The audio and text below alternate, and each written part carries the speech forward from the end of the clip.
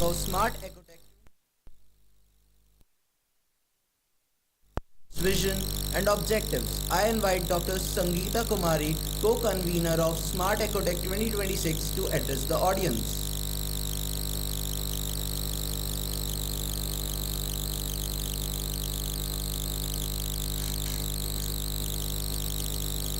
Good morning, everyone. First of all, sorry for whatever happening here for late. So, on behalf of organizing committee, it is a great pleasure to welcome you all to the ANRF 1 week workshop, that is Smart Ecotech 2026, hosted by the School of Computer Science, Engineering and Technology, Bennett University, Greater Noida.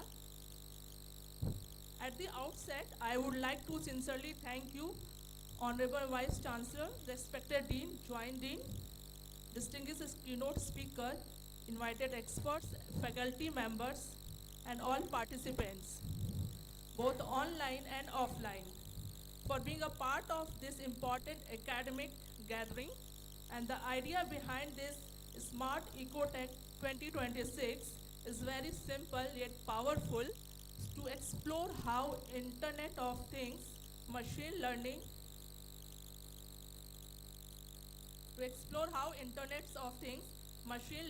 artificial intelligence, and smart system can be meaningfully applied to solve pressing environmental and sustainable challenges.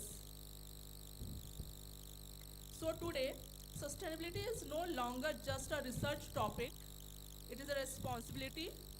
Through this workshop, we aim to provide participants with exposure to cutting-edge research and real-world applications, opportunity to interact with experts from academia and industry, and a platform to exchange ideas, collaborate, and innovate for a sustainable future.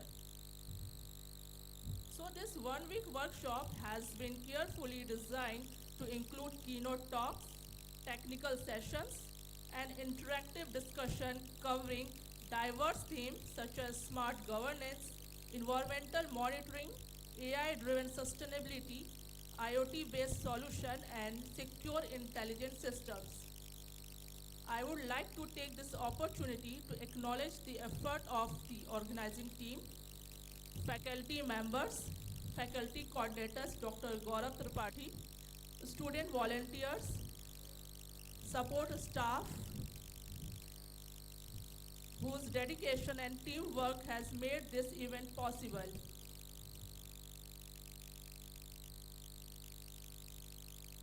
I sincerely hope all the participants make the most of this workshop, engage actively in the session, and take back valuable knowledge, insight, and collaboration. Once again, I warmly welcome you all to Smart Ecotech 2026 and wish you a very enriching and successful week. Thank you so much.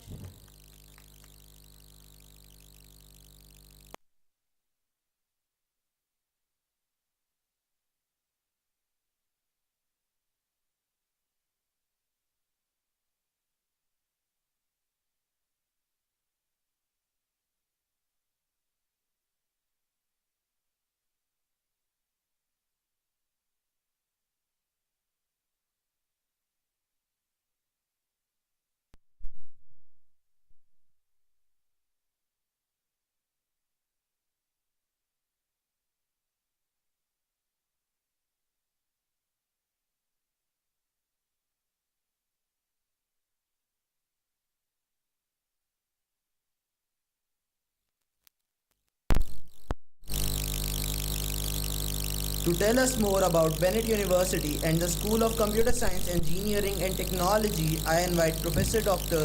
Abhay Bansal, Dean SCSET and Dean International Relation and Corporate Outreach, Bennett University. Before Sir begins, may I request Dr. Gaurav Tripathi to present a bouquet.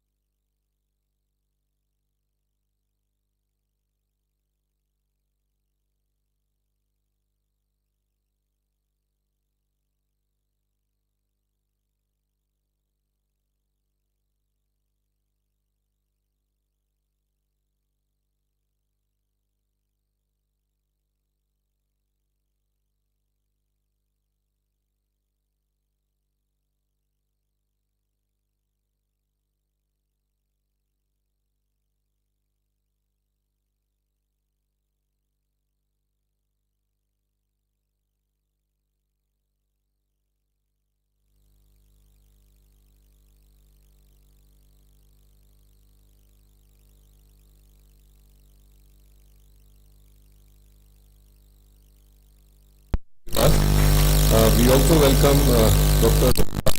Professor and HOD IT, NIT Rao. Your hands together for him. So thank you very much for to be with us. And it's really good.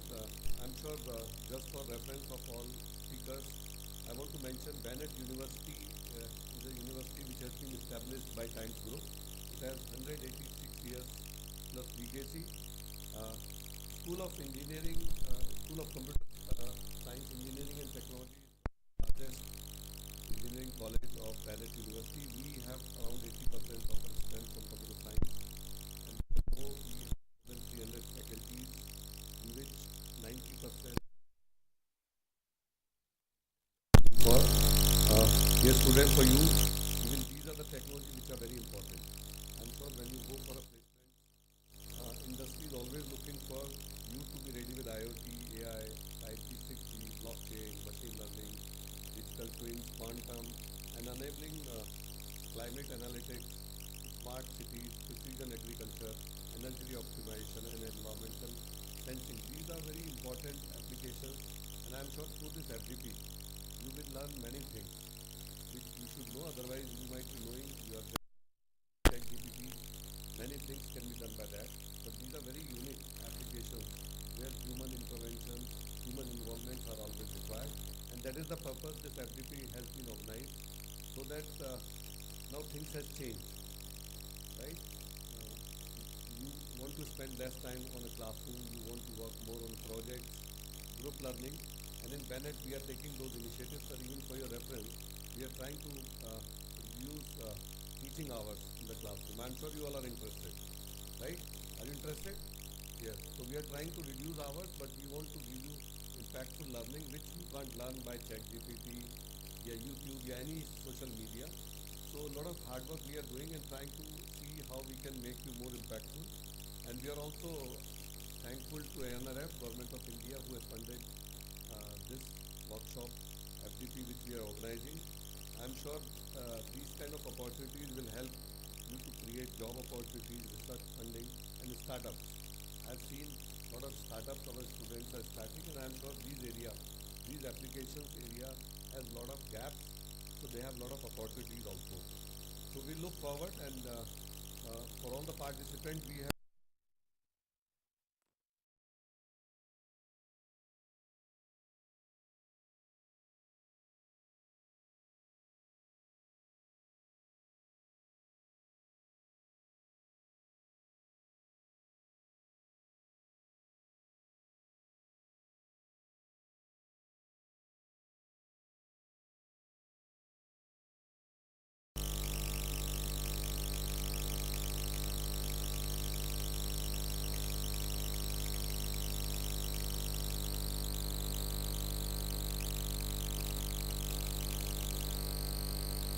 like to congratulate Dr. Gaurav Charu. Please put your hands together and all the team. I know long weekend, 3 days, whole team was working day and night to make sure all speakers who are coming, their arrangements to be done.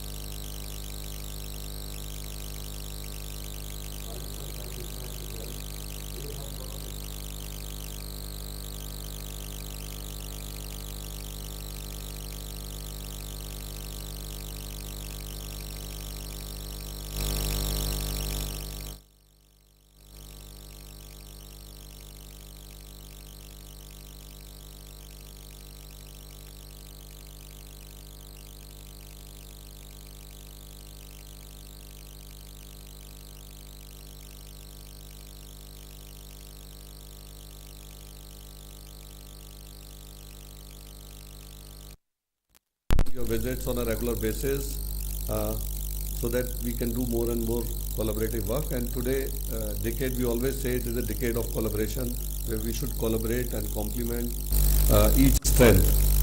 And with that, we must impact the society. We could see a lot of changes are coming in climate. AQI levels are increasing. So as a student, as a technology person, we should see how we can reduce that. And I'm sure any tool, techniques, applications, if you can introduce, you can generate a lot of funds and you can directly impact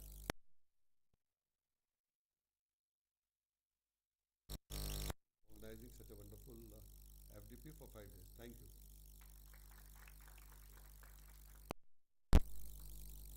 Thank you, sir, for highlighting the excellence and vision of our institution.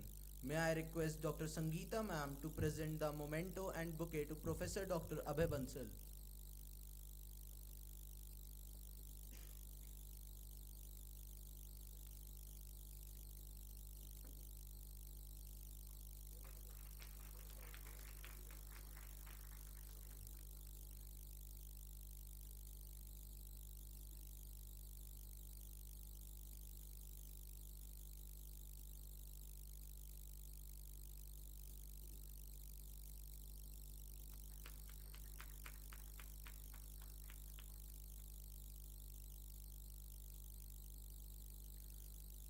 Ladies and gentlemen, we now move to the most awaited part of the inaugural ceremony, the keynote addresses. It is our absolute honor to open this session with a true statement of Indian academia. We are privileged to have with us Professor Rajiv Tripathi. While he currently serves as a senior professor at MNNIT Allahabad, his influence extends far beyond the classroom. He is a visionary institution builder who has chaired some of our nation's finest technical institutes. Professor Tripathi has served as the director of MNNIT Allahabad and is former vice chancellor of RGPV Bhopal. In these roles and as a chairman of the board for multiple national institutions, he has played a central role in shaping the educational and administrative policies that govern engineering in India. His leadership is backed by immense technical expertise. He has published a staggering 500 plus research papers and has successfully supervised 28 PhD scholars, nurturing our whole new generation of academians. From developing the viralizer during the pandemic to patenting communication tech for challenging environments. Ladies and gentlemen, please put your hands together.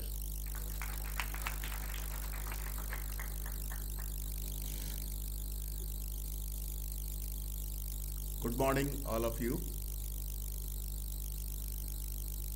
Honorable Professor Bansal Sahab, Dean of this prestigious university, my colleague Professor Sudhakar Pandey from NIT Raipur, other distinguished faculty colleagues from this university, organizers of this short-term ANRF sponsored workshop, and vibrant students of this university.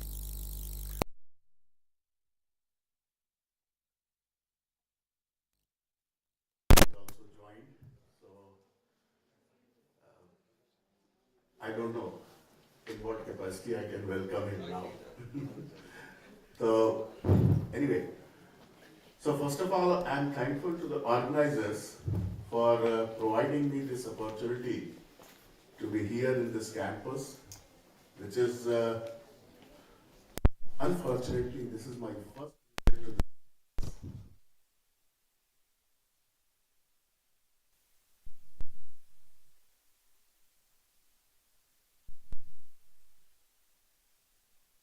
to the inaugural session of this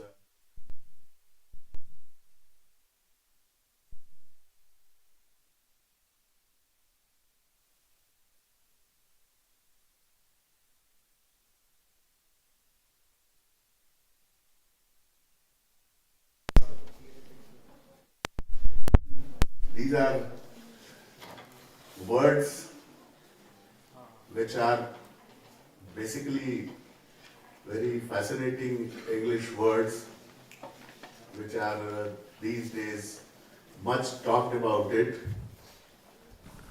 and generating lot of interest in the era of technology. As a keynote address, if I divide my thoughts in 2-3 different verticals. One vertical, I see the majority of the students are here. So one vertical will be obviously for the students, and maybe one vertical for my faculty colleagues here. A smart and sustainable system, this is nothing new. From our Vedic period, we developed the system which is smart, which is sustainable. We talk about environmental solutions today, environmental issues today, and if you see our old scriptures, the oldest Veda, which is Rigveda, that talks about your environmental sustainability. It talks about trees, plants, Agni, Akash, or in general, Vatavara. Then gradually something happened, and unfortunately we could not take the lessons from those our ancient scriptures. Technology started developing, and today, of course, all those technologies, they started developing in isolation. Computer science people, they used to say, oh, I am computer science guy, I don't know what they are doing in mechanical engineering, what they are doing in electrical engineering, and so on. But now it's not like that. Those rigid boundaries, they have been removed. And we talk about integrated development of the technology. And today, the era is, if you don't have the integration, if you don't know about what others are doing, probably you are not relevant. So those boundaries have gone. And that's why all these technical terms which are being coined these days, here also I see some IoT and what is that, ICT, etc. that has been added here. Now, nobody can say that AI or IoT or already matured technology, they are the proprietary item of computer science group or electronics group. It's basically the smart, I should use the word smart from this title, smart tools which are making your life easy, and the different kind of challenges, they are coming. When computers started somewhere mid-95, everybody started saying, oh, computer, it is coming into picture. Now unemployability will increase. All those things, a lot of things. And people were very much afraid about using the computers. And now you see what has happened. Employability has increased. Today we talk about AI. We say that it's going to kill our employability. That's a wrong notion. The only thing which is required is that you need to change your skill set. And if you change your skill set, you move fast with the technology, there is no dearth of opportunity. So, and if we talk about today AI, what is that? Artificial intelligence, which is playing a very important role, and everywhere people are talking about that. I was surprised that 15-20 days before, University of Allahabad, Hindi department, they invited me. I said, what I'll do there in Hindi department? They said that we are talking about, what was that Hindi name? Kritrim Medha. I thought, what is this Kritrim Medha? Then I digged and found that, oh, they are talking about AI. Then I talked to one of the professor of Hindi of that department. What you people are going to do with AI? They said that, sir, you come and see. And I was surprised to see that they were all aware about the tool, about its application in Hindi, and they were trying to put the paragraph in, what is this, ChatGPT, and saying that convert it into Awadhi, convert it into Maithili, convert it into any other popular Indian language. And then what they were trying to compare it, whether this AI tool is properly trained to do those kinds of conversion. So that was something which was very surprising to me, that in Hindi department people have started talking about it. So what I mean to say, that all these AI and IoT, it's basically a tool. Many times, because the technological development is so fast, that every 3, 4, 5 years, or 5 years I'm saying much long, every 2 years, some fascinating English word will be coined in the technology, and we will see that, oh, what is this? This is something, पता नहीं कहाँ से ऊपर से उतर के आ गया है. But don't be afraid about those kinds of words. If you try to dig into it, you will find that it is using the same thing, what we have already studied, maybe in a refined manner, and by integrating other technical disciplines. Just for example, if you talk about artificial intelligence, it's again a tool. And this tool can be used anywhere, wherever you are going to make any kind of decision. So only thing which you have to see, that you are making a decision as a human being on the basis of what parameters. For example, if I have to go from here to, say, कौन सी जगह जाते हो तुम लोग आसपास? Connaught Place, बड़ी चौक, क्या है?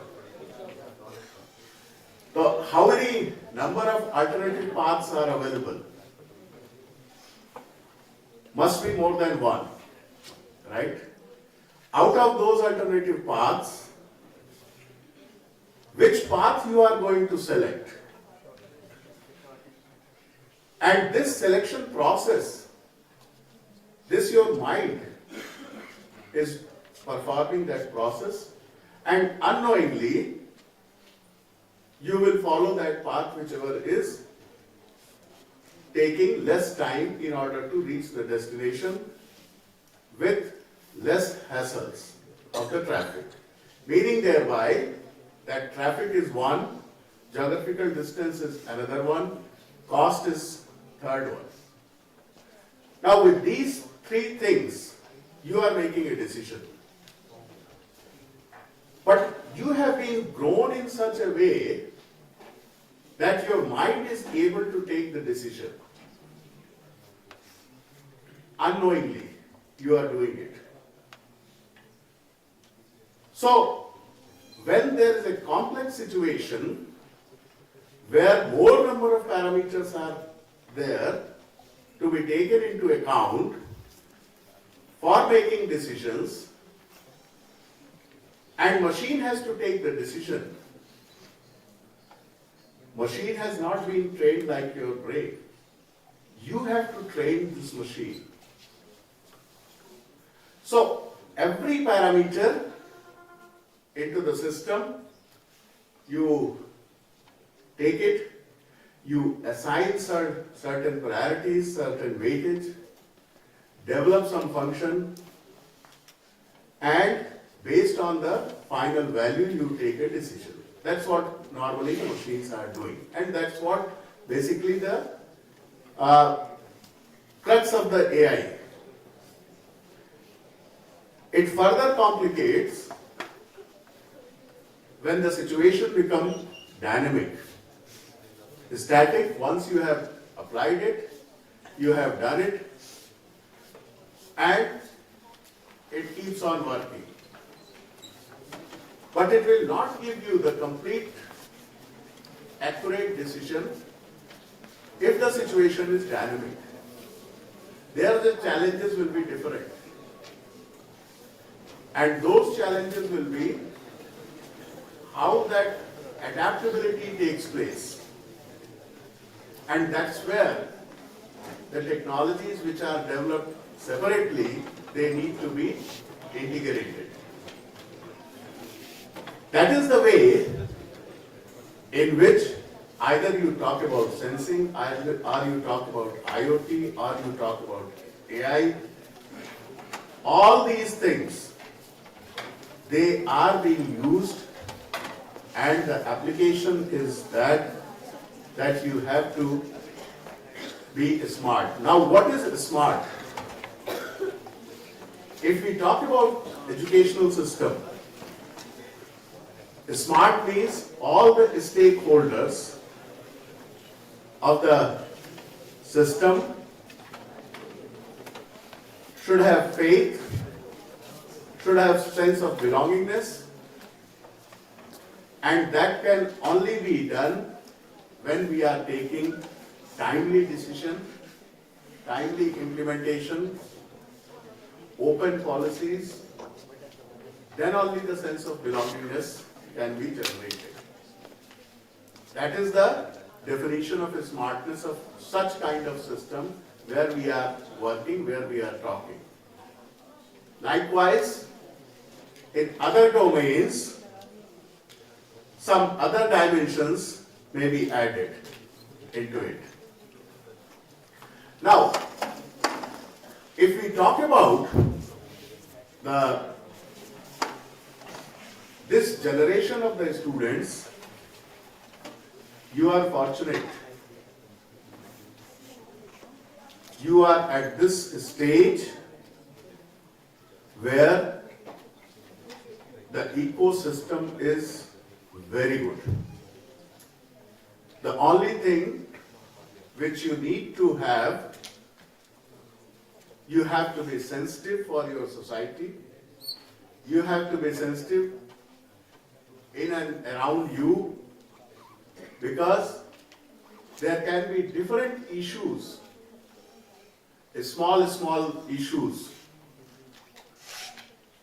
which may say that, oh, aisa chalta hai. No, that should not be the kind of approach. If I am able to identify such kind of small issues in and around you, and if I am able to provide low-cost technical solutions with the intervention of the modern technology, we can, in general, say that we are living in a smart society. So that kind of opportunity is available to this generation. And you should try to use this opportunity. You should try to grab the opportunities for the betterment of the technology, for the betterment of the society, and for your own satisfaction. Because today, the knowledge, before knowledge I should say information, you have plenty of information. There is no dearth of information.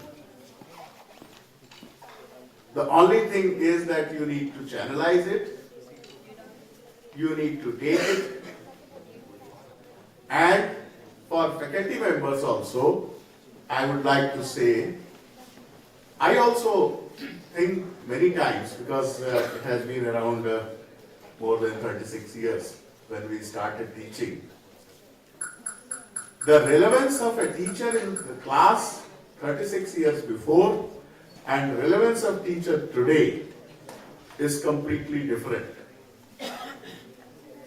Because today, whenever you are standing in the class, the student will start, oh, अच्छा ठीक है, चलो सही है, नहीं तो गड़बड़ है. So what is my relevance in the class? My relevance in the class is to make the presentation, introduce the subject, and make it interesting. And for that we need to know your audience. And accordingly you should plan, prepare and present. 3 P's. And if I know that my audience is smart, I as a teacher have to be smarter. Then only my relevance is there. So, what I am trying to say, within this kind of system, I am not going outside of this system, that everywhere smartness is required. If smartness is not there, sustainability is not going to come. And I am sure that this kind of workshop, which is being organized, that is going to focus on all these different aspects, considering the today's scenario, today's developed technology, and how to use these things to make our system smarter and to give the delivery in such a way that it makes the things interesting. Because once, if I am able to make an interest in the subject or topic which I am teaching, maybe after about 1 year, my student will know more than me in that particular area, and I should be open to accept that fact. And I should be able to learn from them. Because learning has no ending. And this kind of forum, which is today from 27th to 31st of January, all the aspects, what I was going through the program schedule, all the aspects have been covered. But again, the point is that within a period of 3, 4, 5 days, it's very difficult to cover all these aspects in detail. Again, the point is that if I am able to create an interest, then definitely the participants will take it forward, and there will be good amount of networking among the participants, where the technical things can also be discussed and the different challenges, because all these tools, AI, machine learning, information, etc., this is not going to be effective if you don't have a proper, efficient communication network operating at the back of it. आज अगर एक घंटे के लिए internet बंद कर दिया जाए आपके मशीन पर या आपके लैपटॉप पर, तो how you will feel? It's difficult to imagine even. So that's why there are technical challenges involved in making it operational, in making all these things effective and smooth.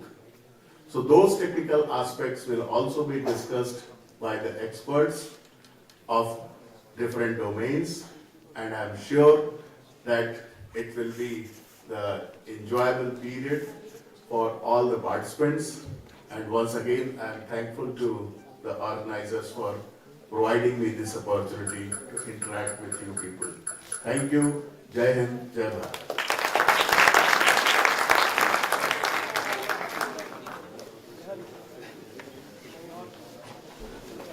Thank you, sir, for that deeply insightful and thought-provoking session. May I now request Dr. Shailesh Tiwari to present the memento and certificate to Professor Dr. Rajiv Tripathi.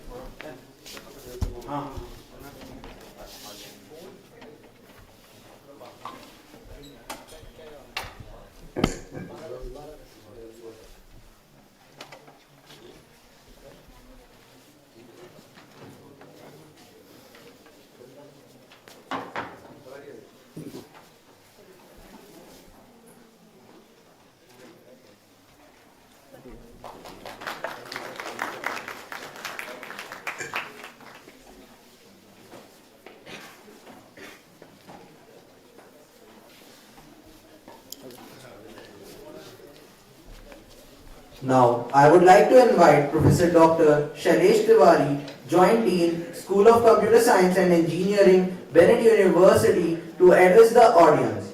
Before Sir begins his address, may I request Dr. Sudhakar Pandey to present the bouquet to Professor Dr. Shailesh Tiwari.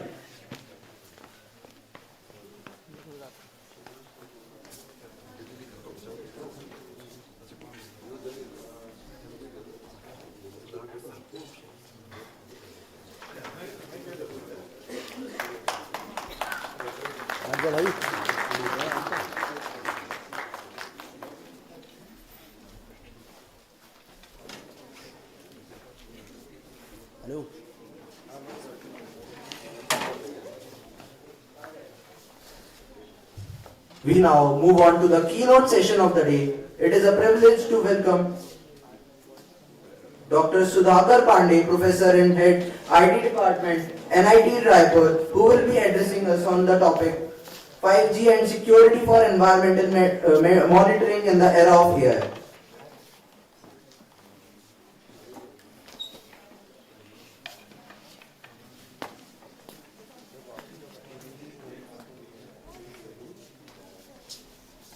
Thank you so much.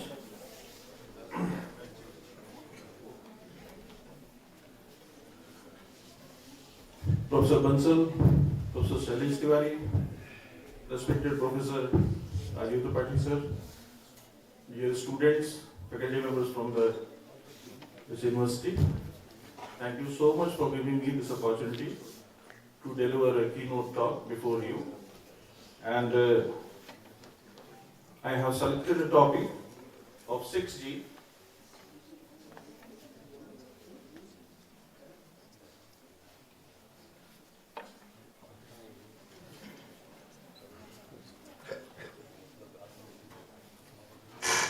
So, I hope all of you are using 5G mobile, 5G networks right now. And we are going towards for next generation of communication, that is 6G, which will be definitely beyond the 5G. So,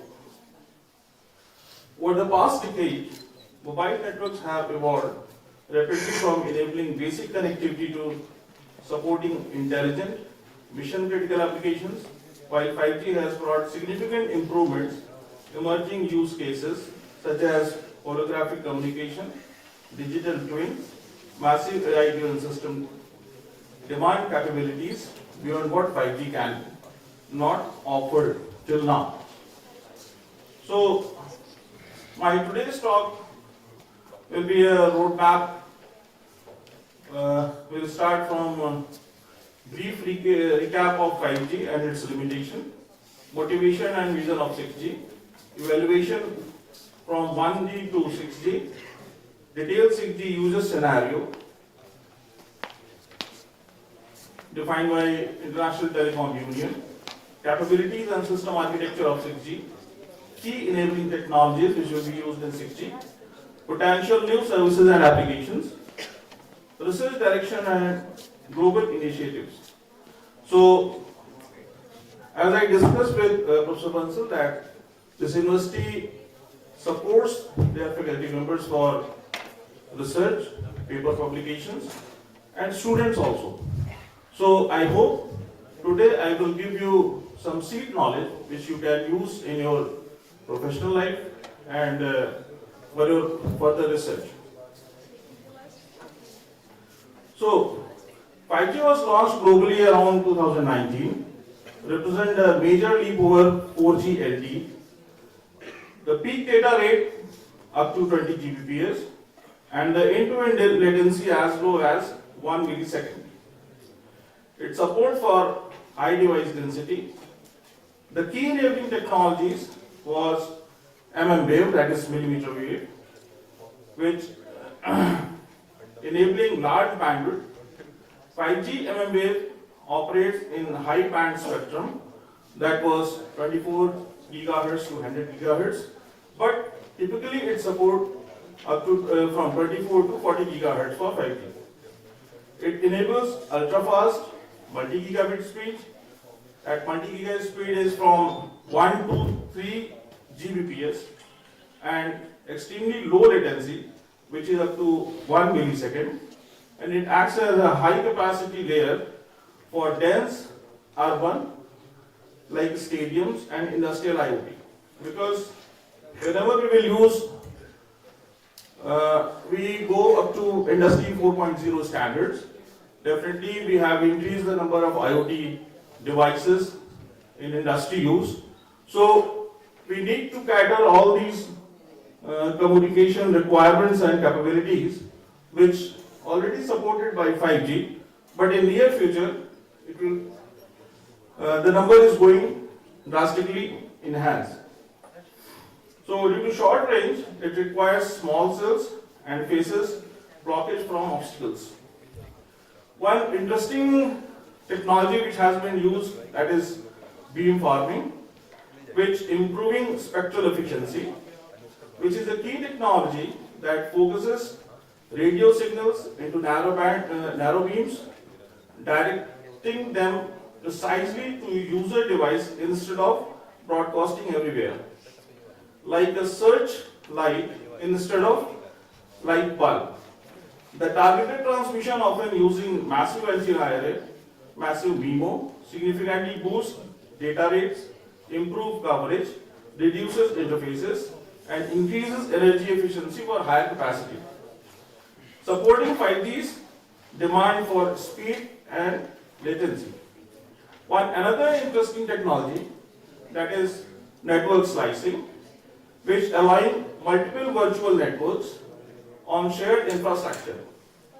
5G network slicing divides a single physical 5G network into multiple isolated virtual slices, each tailored with specific resources like speed, latency, reliability for different applications like ultra-fast mobile broadband, low latency remote surgery, or massive IoT, all running on shared infrastructure, enabling customized and end-to-end logical network for diverse industry needs. Another interesting technology which has been used and still in use is D2D communication, that is device-to-device communication, which reduces latency and network load. Because in case of D2D communication, each communication need not to go through the base station. If the sender and receiver possible to communicate directly or using some hops, they can communicate directly without using the base station. So this is the interesting thing which is already used in 5G, and we will go to carry the same technology and tech in 6G also. It's quite possible we will increase the number of hops. Because the story started with the single hop communication, then 2 hop and multiple hop. In 6G, it may increase. The next one is enhanced mobile broadband, EMBB, and massive machine type communication. These are the technologies which were used in 5G.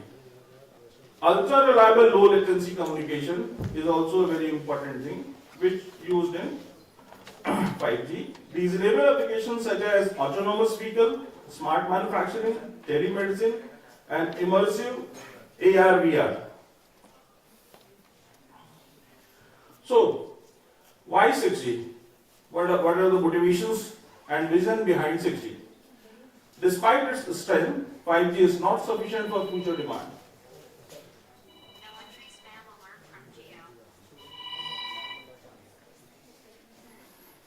5G is not sufficient for future demands.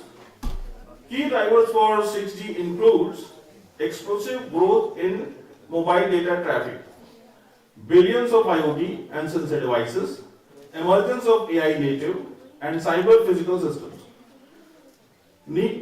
It will be need for real-time immersive and mission-critical services. The 6G perform goal includes terabit per second data rate and some millisecond or near zero latency. The next is ultra high reliability, which is exceeding 99.9999%. It is almost zero.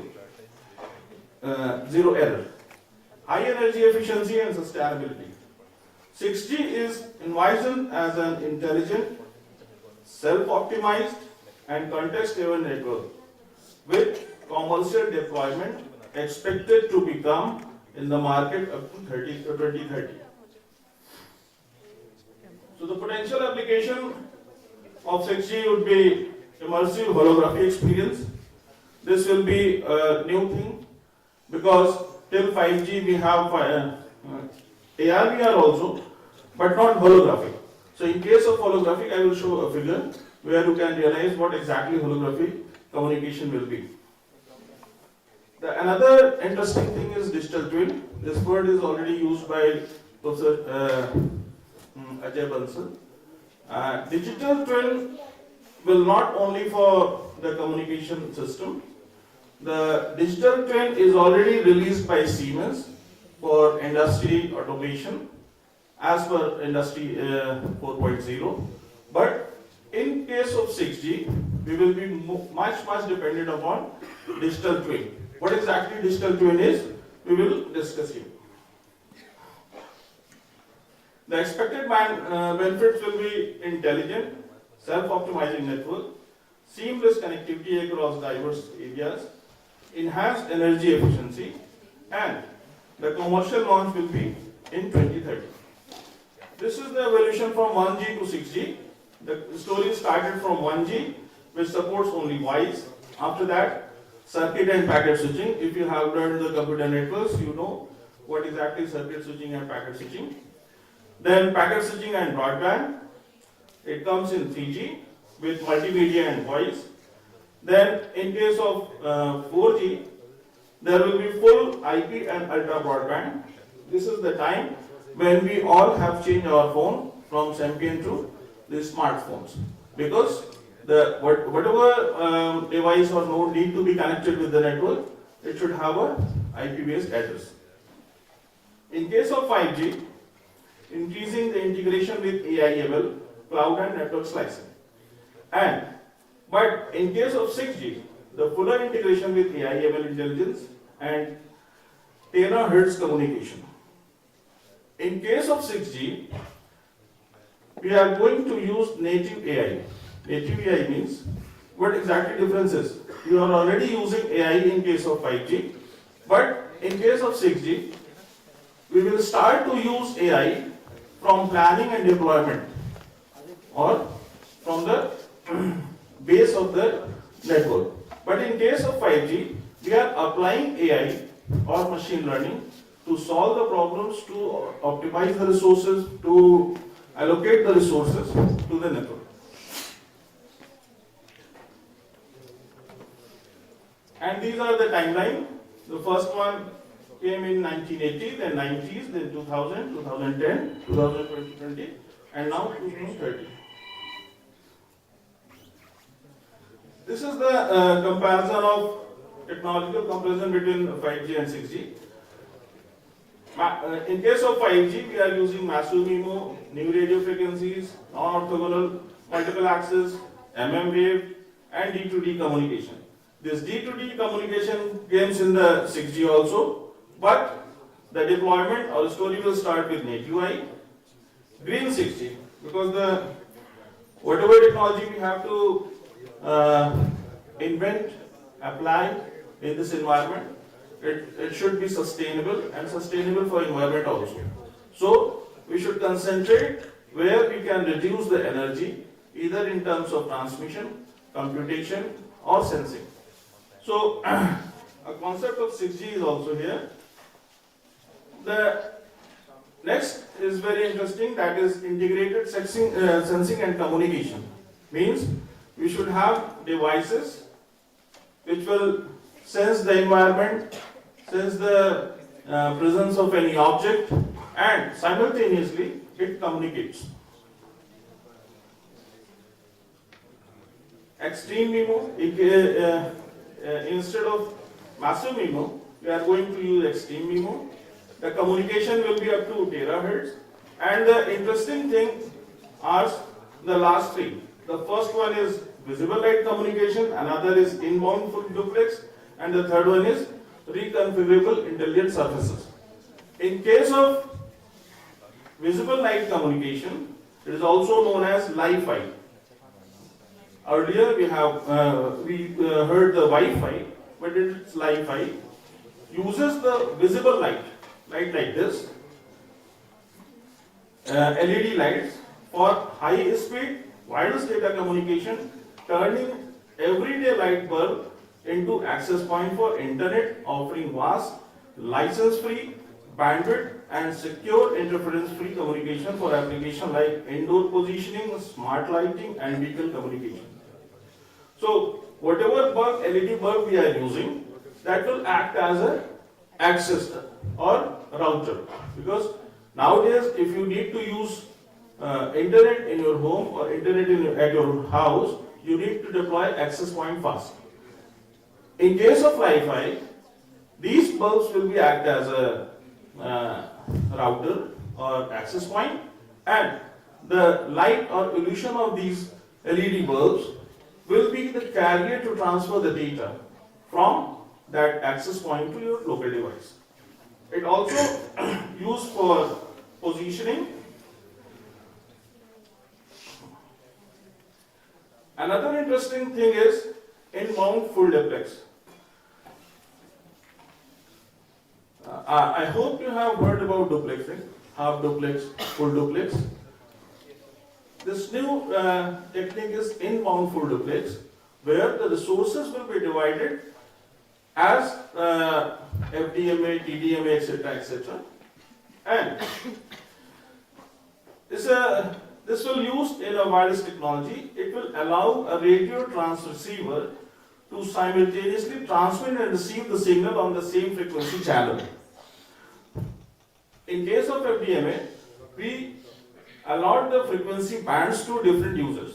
And one another thing, whatever frequency is allocated, it will be used either for uplink or downlink in case of wireless communication. In inbound full duplex, the same frequency band will be used for uplink and downlink simultaneously. This is a new technique which will be introduced in case of 6G. The next interesting thing is reconfigurable intelligent surfaces. These are the smart programmable surfaces using metamaterial to dynamically control radio waves, turning the wireless environment itself into a controllable asset of 6G network, enhancing coverage, throughput, and energy efficiency by steering signals around obstacles, improving weak links, or creating deal zone, essentially making the airwaves smarter and more efficient. They work by having tiny controllable elements, which is meta-atoms, that adjust the phase, amplitude, or polarization of incoming signal, redirecting them into intelligently between transmitter and receiver. Obstacles. Have you heard about obstacles in wireless communication? Whenever a signal travels from one place to another place, whatever physical object come in between, it will handle accordingly up to 5G. Here, in case of 6G, we will create the obstacles with these reconfigurable intelligent surfaces. And these surfaces will be of metamaterials, and they will act to redirect the signal, as well as they will act as a repeater also. The responsibility of repeater is to, whenever signal becomes weak, it will be regenerated. So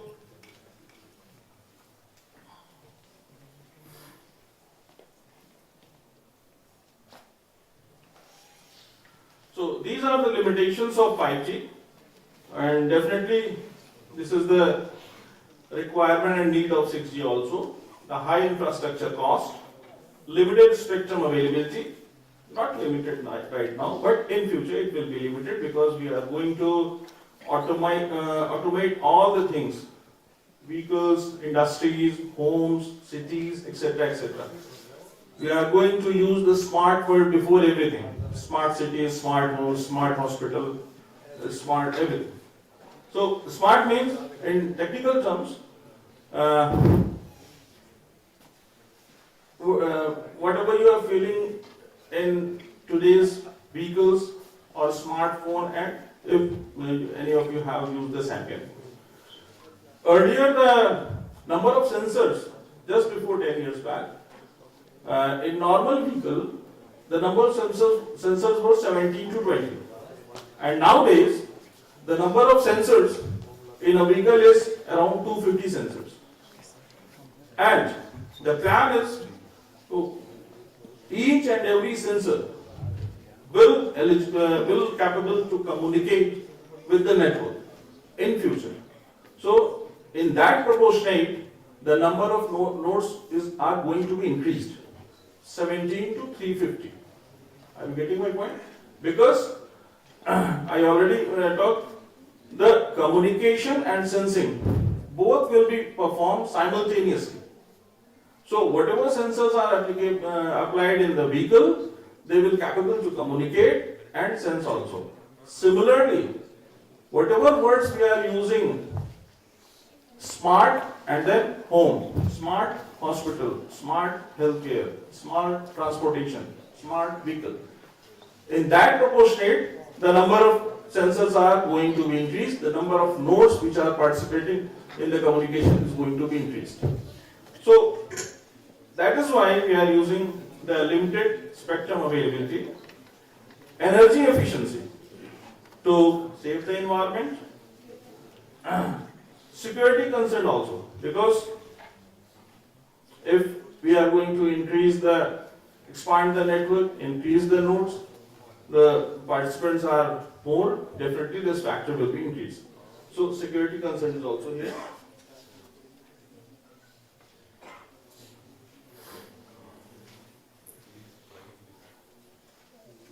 This is one of the interesting slides. Whenever I ask someone, what is the difference between 4G to 5G? Or this time, if I ask, what is the difference between 5G to 6G?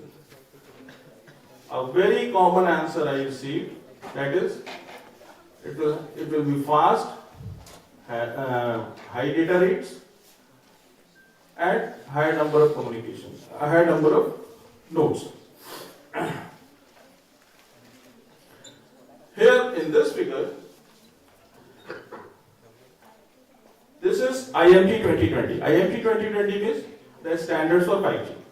And within IMT 2020, we are using EMBB, Enhanced Mobile Broadband. Next is URLCC, Ultra Reliable Low Latency Communication. And the next one is MMTC, Massive Machine Type Communication. These three features are going to enhance, and the EMBB will become the immersive communication, URLLC will become HRLLC, hyper reliable low latency communication, and MMTC will upgrade to a massive communication. These three features will be extension of IMT 2020, means 5G. The new usage scenario will be integration of AI and communication. The use of AI will start from deployment of the network or radio frequency planning. Another is ubiquitous connectivity, because till 5G, all the devices and all the area has not been covered in communication, for wireless communication. That is why the different type of communication models we are discussing. Vehicular delay tolerant network, ad hoc network, ad hoc vehicular network, etc. etc. In ubiquitous computing, we have to connect all the areas. Then integrated sensing and communication, which I already told you. The nodes will capable to sense the environment as well as communication, and both the responsibilities will perform simultaneously. So whenever someone asks what will be the difference, what features will be enhanced, the EMBB, MMTC and URLLCC will be enhanced, and the new scenario will be integrated AI, ubiquitous connectivity and integrated sensing and communication.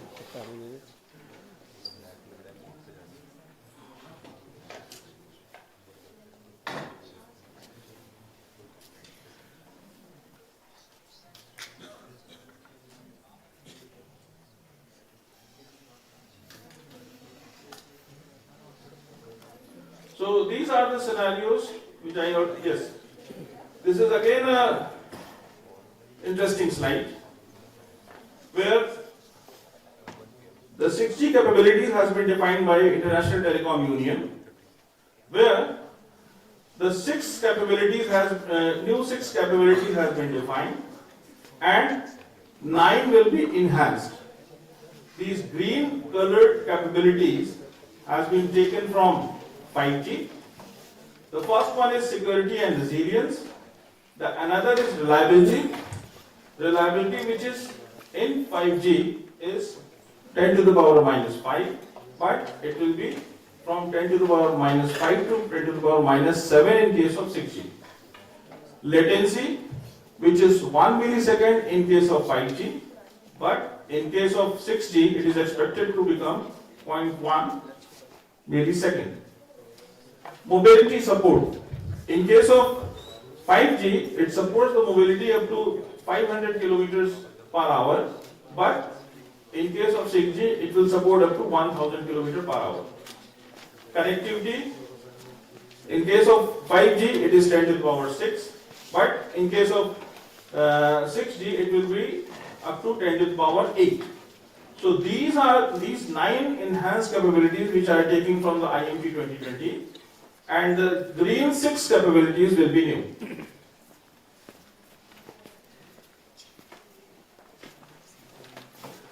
These are the exact representation in terms of numbers. This is the system architecture, and basically it will be divided in 3 parts. The first one device, another is access networks, the third one is core networks. If I come to the core network, again the network function used from 5G is here. UDM, authentication system function, ANRF, NEF, etc. etc. And these are the 6G UPF, AMF and SMF and PCF. These will be the new functions in core networks.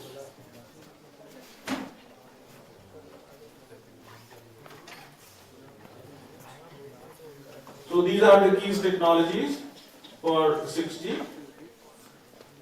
Yes, this is the very interesting thing which are going to be used in 6G, and this word is not only for communication, it is also used or may be used for industry automation also.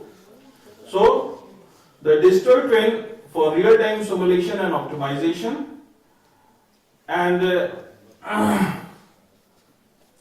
the case study of digital twin of a smart city, a virtual replica of an entire city integrates data from traffic system, utilities and public service.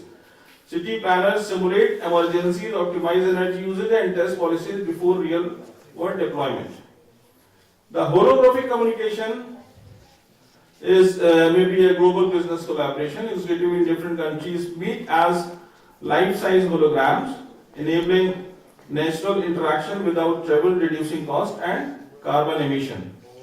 The tactile and haptic internet is again interesting and new thing. For example, a surgeon operates robotic instruments from thousands of kilometers away, receiving real-time haptic feedback. This demands ultra-low latency and extreme reliability. Then the next application is vehicle to everyone communication. So these are potential new services for 6G, where each and every node and each and every part of the network will be equipped with AI enabled. Again, the global seamless coverage will be provided, either in case of forest area or rural area or less sparse area. This is the machine type communication which has been changed because MMTC is also in case of 5G. So it will be bit enhanced in case of machine type communication, and these are the different applications which will be used in MTC. This is the example of holographic communication where till now we have facility to do the video calls, but in case of holographic communication you will have the field to communicate with a person on another side, like a real-time person, or tactile and haptic internet applications, which is again interesting and new thing, and which will be possible with the help of AR and VR. This is vehicle to everything, where the vehicle can communicate to infrastructure, device, pedestrian, vehicle, and smart homes. Whatever communication models and equipments are nearby, they will be they can communicate to all of them. These are the research directions which, where if you are interested to do the research, these are the possible research directions. You can do some research in case of native AI as well as for digital twin networks, device to device communication. As I told you, in case of 5G, we have increased from 1 hop to n number of hops. In case of 6G, the device to device communication may go up to next stage. In band full duplex communication, which I already told you that the same frequency band will be used for uplink and downlink the data. And non-terrestrial communication means the communication model where the infrastructure is not on the earth, using satellite, using satellite and using the UAV also, because the drone and UAV is very much in use nowadays.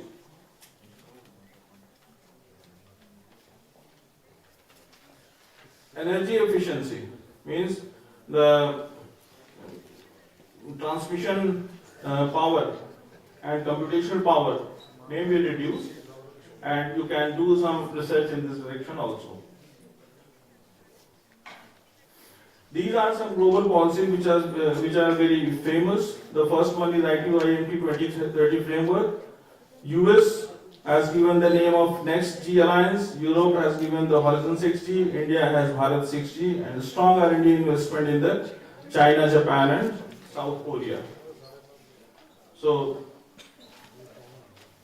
I hope you have enjoyed this session, and if you have any question, you may ask. Thank you.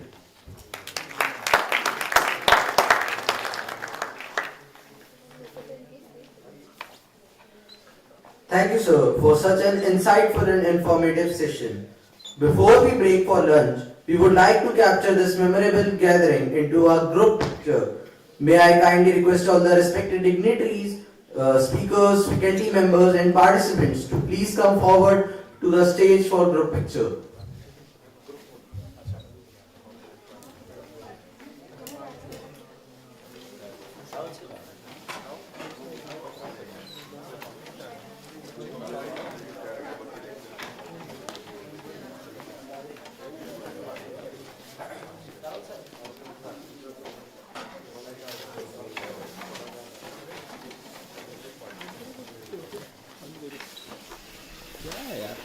First.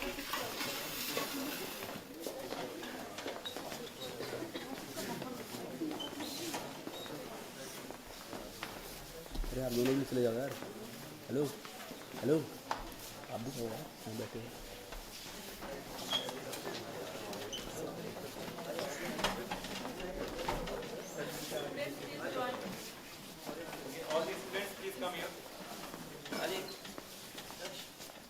इसमें क्या होता है?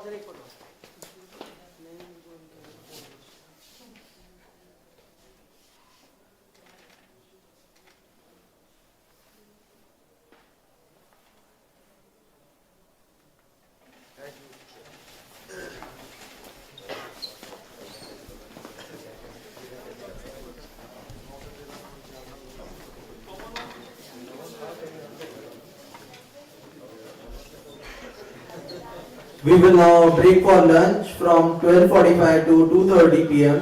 Kindly reassemble after lunch for the post-lunch technical sessions. Thank you.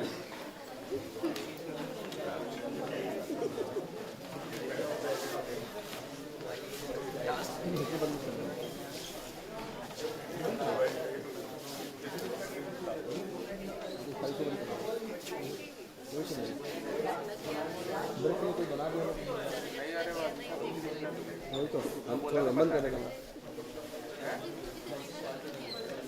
दोबारा. खाना खा लिया.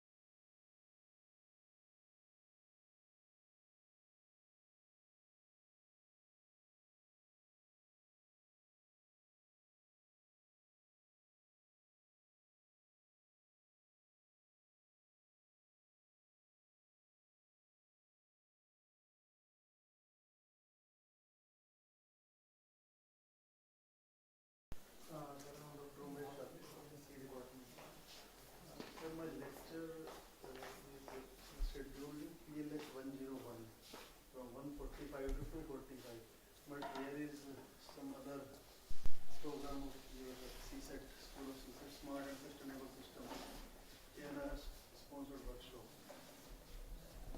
So when main clash is in the room.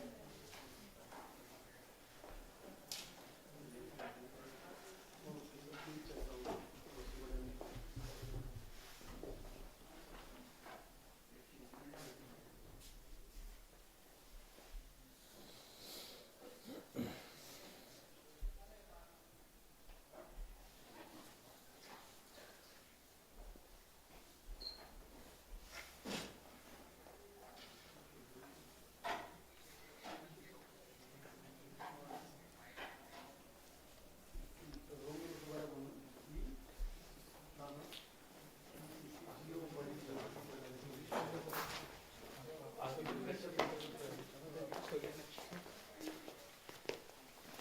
गलत हो रहा है मेरे साथ। अरे यार थिएटर वाली फीट कहाँ है? नहीं कुछ तो गलत हो रहा है। यही लगी थी ना थिएटर वाली फीट पर।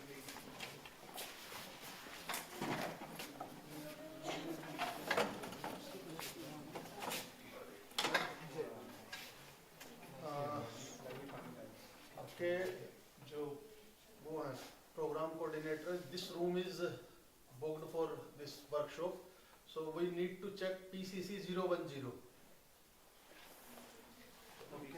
If अगर वो भी free नहीं हुआ, then we need to cancel this class. Let us check there. And today are पीछे से basically tutorial 1 and 2. हाँ आप पीछे से आ रहे हो।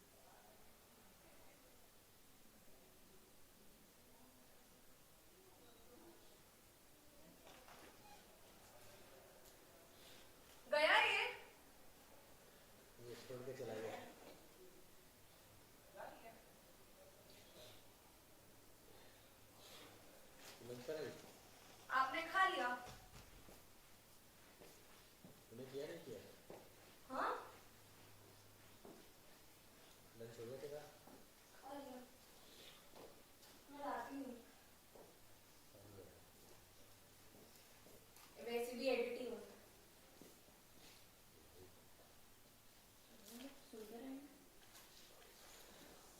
म्यूट कर दो ना। किसके साथ खाने गए श्रेष्ठ?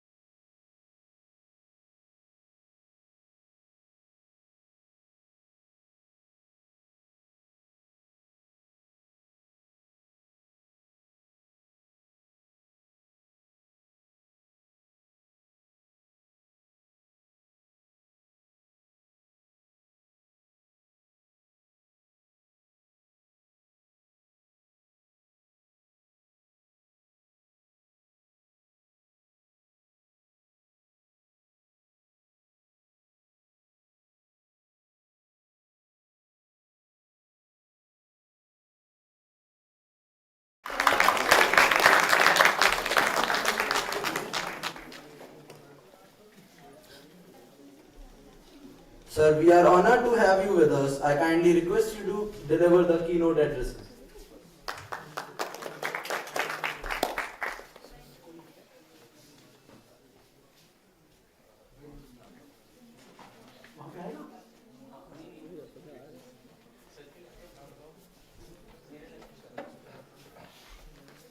I want some projection, so.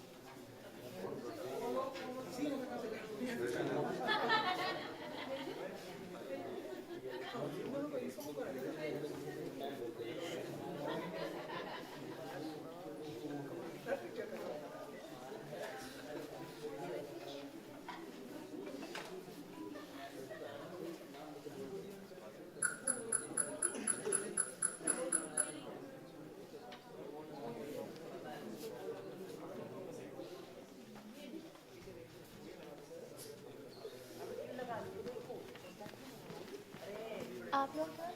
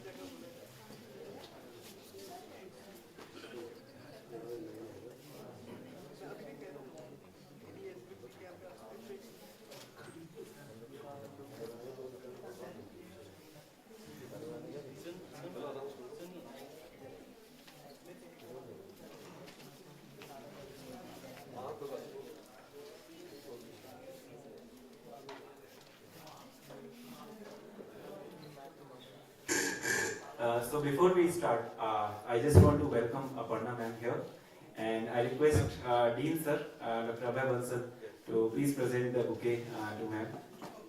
Yeah, please put your Please,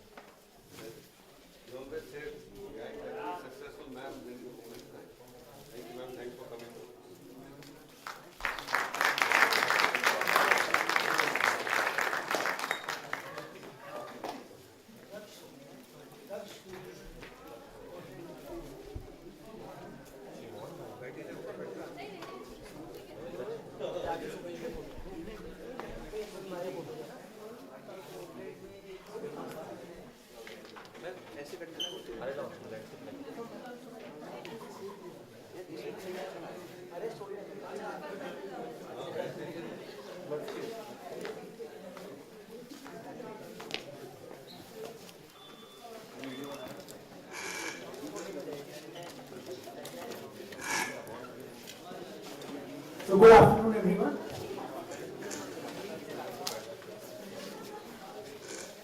So it will take a minute for us to acclimatize, and let me start with a string of thank yous. I thank Bennett University for inviting me. I thank the dean here, Professor Bansal, to be a perfect host. I thank Dr. Gaurav to be a more perfect host, and the organizer here is, the organization is, I would say, almost perfect, and I think it will get better with time. I think most of the senior audience have already listened to me. Here we have the club, so that's first year, and think they'll be learning how to organize, and that's their learning for them. To first year students of MCA and some senior students out there and faculty out here, it will be a little technically intensive lecture and not be a general lecture. So if you have any problem, you'll have to ask me as and when you require. So let's start with what was the mandate given to me by Dr. Gaurav. He said that I should be speaking on generative AI, and I should be speaking on climate. So though the topic which is written here is deep learning and climate modeling, it's actually the major part would be talking about generative AI as we know today. And it will be more towards climate modeling. What is climate? How do we model the climate, and why do we model the climate? And the easier part or the more generic part is the climate part. The use of generative AI, that will be a little more technically intensive, and I would request people here, or all the audience here, they can ask generic questions, they can ask specific questions, and it will be great if you take the lecture forward in a more interactive fashion. So I am Professor Shekhar Verma, I am from IIIT Allahabad, and I think that is an introduction enough. IIIT Allahabad is an institution of national importance. We work in the area of, my group works in the area of generative AI and machine learning in general. Some of the students here do work in the area of security also, but I think no security person is here, but still. We work in the area of security, basically in the area of privacy preserving machine learning.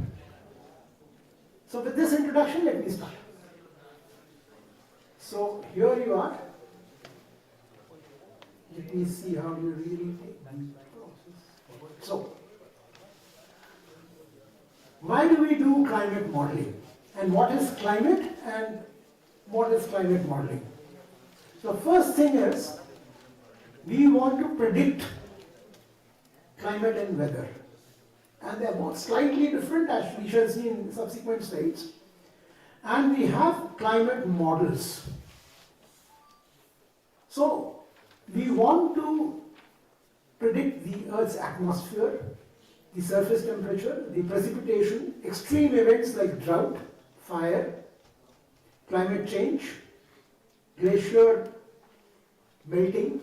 So these are the changes, or extreme changes we wish to model. And why do we wish to model and predict this? Because this takes the center stage for all our planning. How we are going to live in future will depend on how well we are in a position to predict the future. So, how do we do it? We do and try to simulate the Earth systems. We try to find out what are the forces, which are called forcings. We wish to know the current temperature, the rainfall patterns, sea level rise, the glacier state, all these things, Earth's atmosphere, and then based on that, we try to predict the climate. What are the challenges? The challenges are, we have a lot of data nowadays. For example, if you have a tropical cyclone, we have satellite images, we have observatories, we have ships, we even have aeroplanes who try to enter the cyclone through the and go to the eye of these cyclones from the rear end. So we have a lot of data. But all these data do not complement each other. We need to weave them together to do some prediction or have an understanding of the image. So what are the challenges? We have extremely petabyte large data sets. How do we handle them? We do not know yet.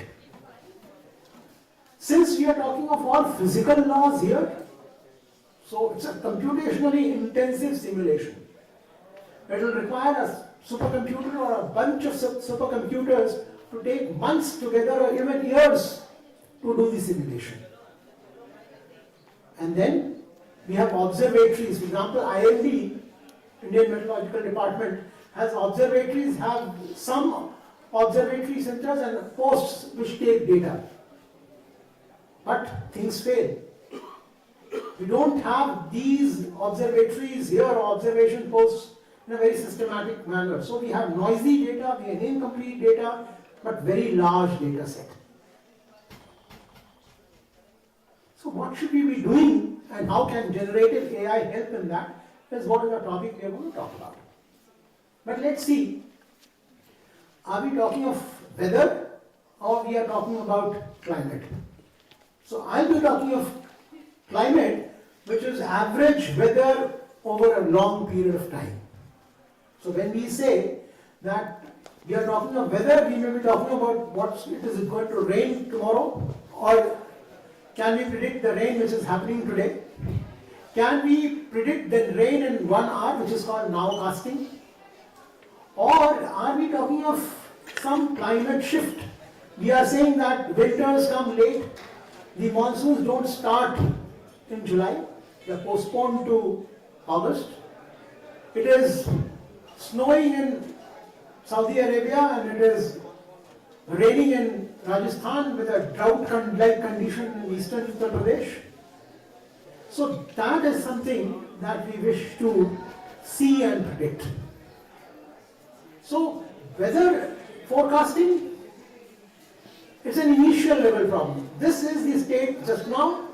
What will happen after a day, after a week, even after 15 days. It's a short-term prediction with initial conditions. You are given something today, and on the basis of that, you predict something for tomorrow or day after tomorrow. When you're talking about climate, it's not an initial value problem, it's a boundary value problem. For example, if I wish to tell what will be the climate change, what will be the state of glaciers 10 years hence, then not only you need to know what is the state of the glacier today, but you need to do course correction as we go by. So it's a boundary level problem. It has a large level of model or systemic or epistemic uncertainty, and the model doesn't give you the right kind of answers. It will not give you a very accurate answer for a day. So it's usually averaging. You need to find out the distribution of the weather. So you have a general idea whether the summer is going to increase or the winter is going to decrease, what will be the shift in rainfall, what will be the state of drought, whether this particular area is going to have droughts, this particular vegetation cover is going to increase. So that is something that we talk of when we talk of climate modeling. And we know that climate change, the sea level rise will inundate Andaman and Nicobar Islands. A further sea level rise, perhaps, and there will be no Mumbai. So it's a threat to human beings because it's quite possible that we may not have glaciers and the sea level might rise and we may not have a lot of islands. On the other hand, at some places there may be new islands cropping up. And we wish to predict heat waves, heavy rainfall, flooding events in our own hills. For example, in the entire Himalayas, the topology changes, so we wish to find out what is the weather pattern, what is the rainfall pattern which is going to happen in Himalayas. And we wish to plan accordingly. So not only we wish to prepare for the risk but we wish to plan for the risk. Why? Because knowing more and planning better is what we want. We want to know tomorrow's product. Remember, in 1997-98, our leaders and our academic leaders and industry leaders and especially the political leaders could think that computer science is going to become very, very important. And since I was also a part of the decision-making process, the leaders said that we need to have dedicated institutes for computer science. In 1996, our political leaders could say that after 20 years we will be needing a lot of computer engineers, and hence all the private colleges were born in 1995-96. So see, if you can predict what is the need, you can plan for it better. And here you are. We know that IT jobs have increased and we have so many budding students and aspirants who are actually filling that particular gap. So knowing more is planning better. And what happens is, we need to be able to handle the lot of data here because the climate, returning back to climate from IT, it's nearly impossible to predict the climate, long range changes in the weather with the current paradigm. So what do we really do in traditional climate models? So we have a set of physical equations, we have simplifications which are called parameterizations, and we put them all together for some complex interactions with a lot of differential equations, partial differential equations, some modeling, and what it is called is a general circulation system or general circulation model. However, what happens is that this general circulation model is difficult to implement with limited computing resources, and there is a lot of complexity, and if there is a lot of complexity, then you are not able to explain why things are happening. And when there is a lack of explainability, you are not able to explain why something is happening, then you cannot do course correction. You cannot understand, if you are not able to understand why something is happening, then finding out a remedy or planning for it is slightly difficult. So what we really do is, as computer scientists, we say, can we have deep learning?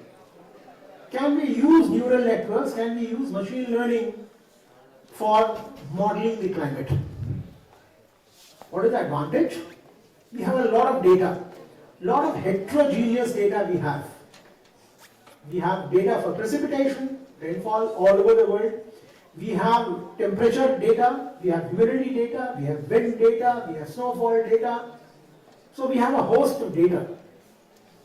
And then we can push this data into a machine learning model, basically a deep learning model, say those who are from computer science would be able to understand.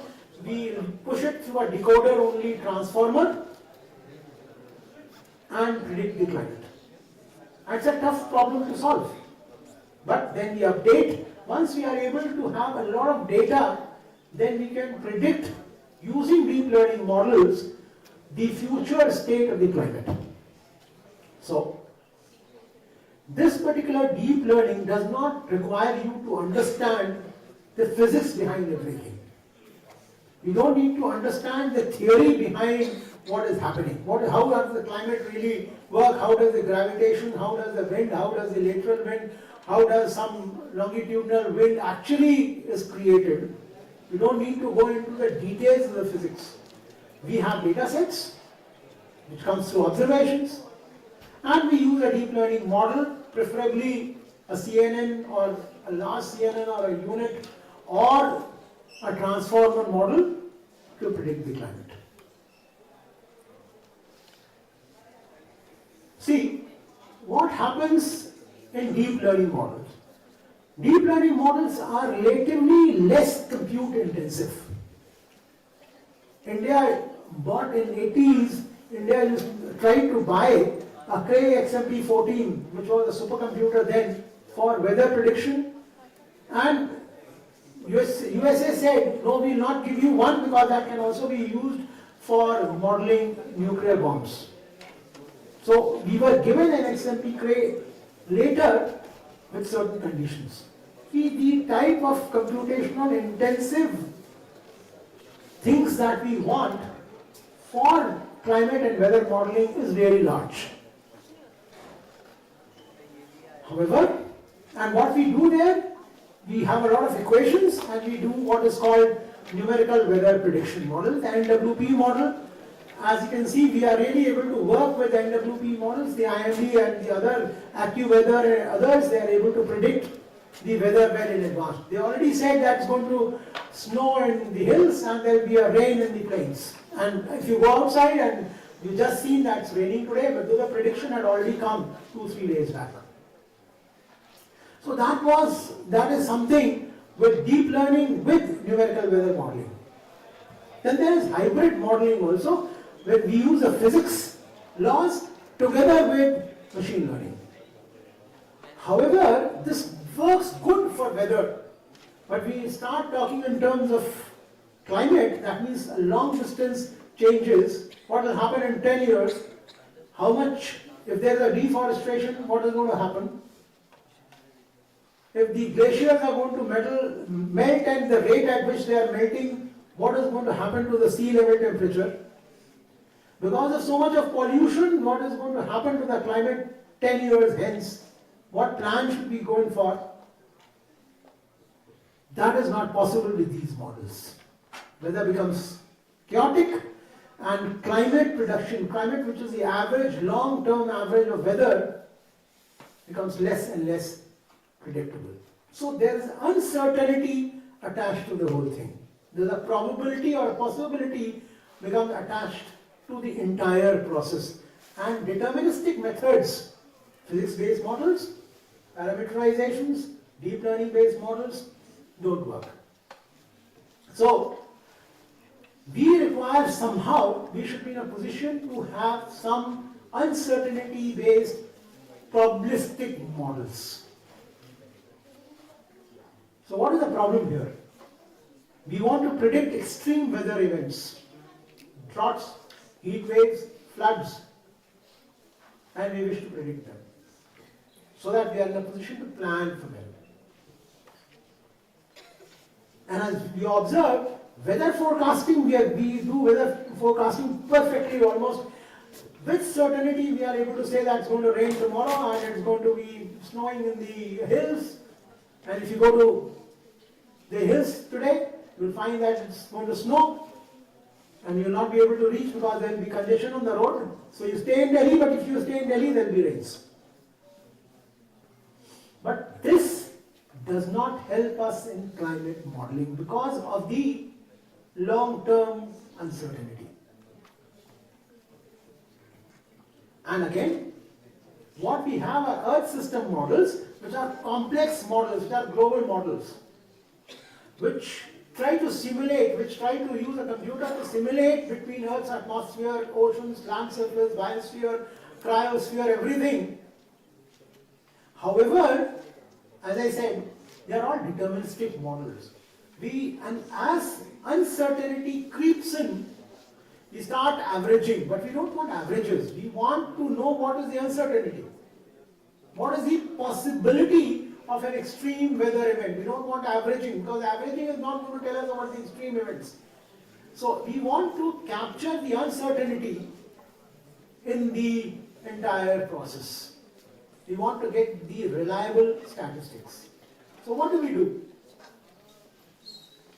We observe that deterministic models like numerical weather modeling, the ML and DL based techniques, the machine learning and deep learning techniques are unable to model the full distribution. What will be the mean, what will be the variance, what will be the skewness, what will be the other parameters of a probability distribution. So we wish to model the climate states. We want to know the complete distribution of the climate state. And we want to do that, and how do we do that? We use what is called generative AI. Generative AI or generative modeling is a probabilistic method, and it is a perfect recipe for what we want. And it is crucial for climate modeling? Because it gives you better uncertainty quantification. We know what is the average. We also want to know the variance. What will be the changes? So can we have that? Yes, because generative AI gives you the entire uncertainty, gives you the entire distribution. It gives you more robust, physically consistent prediction. It also follows somehow if you are able to constrain it, it will give you some predictions which are in tune with the physics-based models. It gives you a deeper understanding. If you are able to understand, if you are able to explain why something is happening, then you can predict and plan for it. So, we say let's talk of generative AI, and can generative AI or deep generative learning as it's called help us. So let's see, before we really start, let's see what is generative AI. One slide, and I think generative AI is not more than one slide. So here you are. So the idea of generative AI is, and everybody talks of LLMs to everything, but the idea is not more than one slide, and I think you have already read it. It says that data is being produced by some phenomenon. The nature is producing some data. For example, in this particular class, all of us human beings and everybody has a face, and this face is produced by some random process of the nature. So the data is produced by some phenomenon. What we want is to characterize the phenomenon. So let me try to, so if you are producing data and it's a deterministic process, for example, we say the data is coming out of a straight line.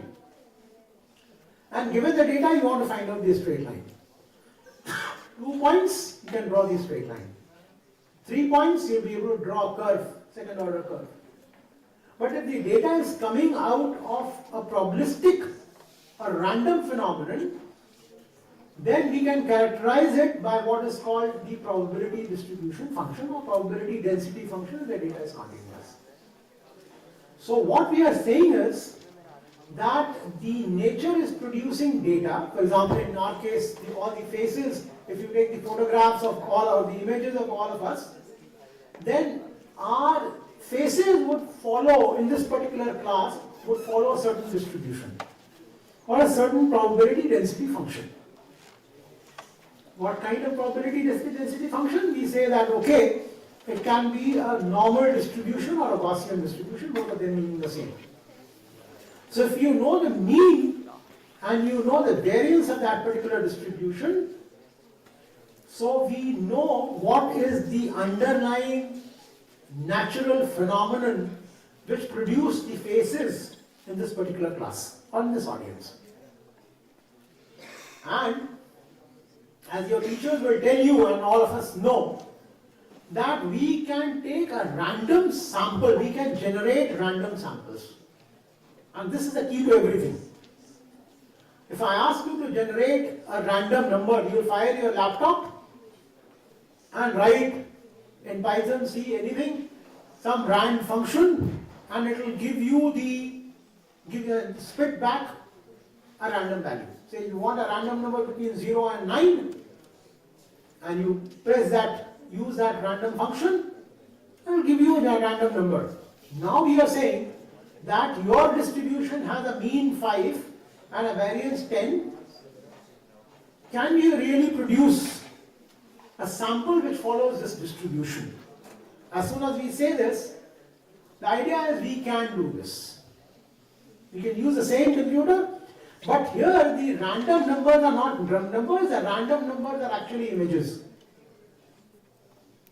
So if I know what is the distribution of faces in this particular class, I can generate a face which looks similar to the faces here, but it's not somebody who's real. I can generate or synthesize a face which looks like a face here. And this is the idea which is also used in so-called deep fake image generation or deep fake audio. And if you look at one of the concerts here, if the data are songs, then I can give a lyric and then ask what is the distribution of the songs, what is the music of Muhammad Rafi, and then I can say, okay, produce Muhammad Rafi's song for this particular lyrics. And this was done by Sonu Nigam just a few days back.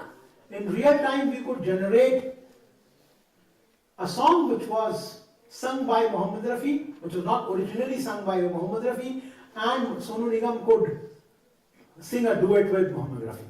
So the idea is simple. If I have a lot of audio recordings of Muhammad Rafi, and I know what is the distribution, what is the probability distribution, then I'll be in a position to generate a sample which did not exist actually. So that is the idea. If I have all the movies of Amitabh Bachchan, enough, and I know what is the distribution of those movies, then I can generate a new movie of Amitabh Bachchan, which is synthetic and Amitabh Bachchan has not seen it. You might even go, and the younger generation, you are smarter than us, you can find out that just now, some few months back, a company in Hollywood had registered for a heroine who they wish to launch in Hollywood, and she is entirely synthetic. She does not exist in flesh and color. No flesh, blood. She is entire synthetic, and she is hopefully going to act in movies. So the idea is simple. If I am able to characterize the phenomenon, I'll be able to produce more like it. The entire ChatGPT works like this. You are able to capture the phenomenon, and if you are able to capture the phenomenon, we can produce more like it.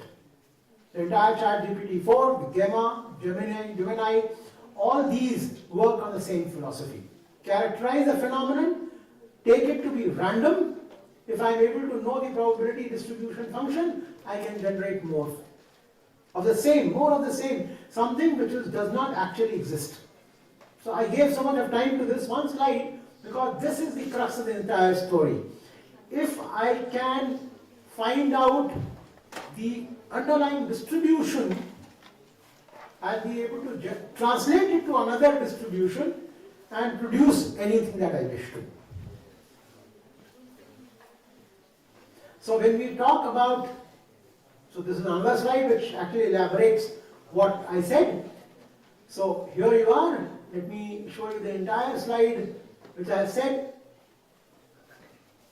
which is this.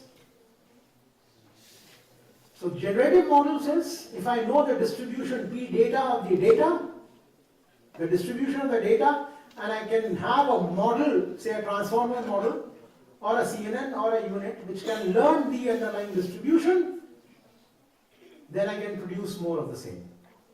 And what are the models which are available? We have variational autoencoder, and this you can learn right from first year, no issues there.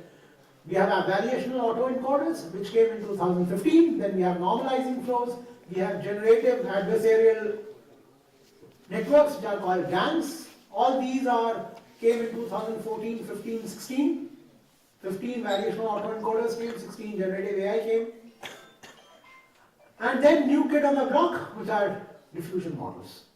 And these are more interesting of them. And you'll find that most of the latest large language models, LLMs, the backend works on the philosophy of diffusion models. The actual deep learning model which is used, so one is the idea, which is diffusion model. The implementation is done by a very powerful, but diffusion model, I'll spend a few slides on the diffusion model. And see, at the last we'll see a few slides, so another 4 slides, 6 slides are going to be a little more technical than you might like. And let's talk about diffusion model in a few slides. Say 5 slides, and then we'll move on to the applications. So it is like this. You have, for example, this class, I have everybody's image, the faces. And what we do is, we take a face, which is, and keep on adding a small amount of noise to it. So we keep on adding noise, which is called the forward process. So when you add noise, keep on adding a small amount of corruption to the image. So it will become more and more corrupted, and at last what you have is just pure noise. And then the key is, can we go from noise to the data? If you are able to make a neural network, in this case a unit or a transformer, learn the reverse process. Can you go from noise to the image?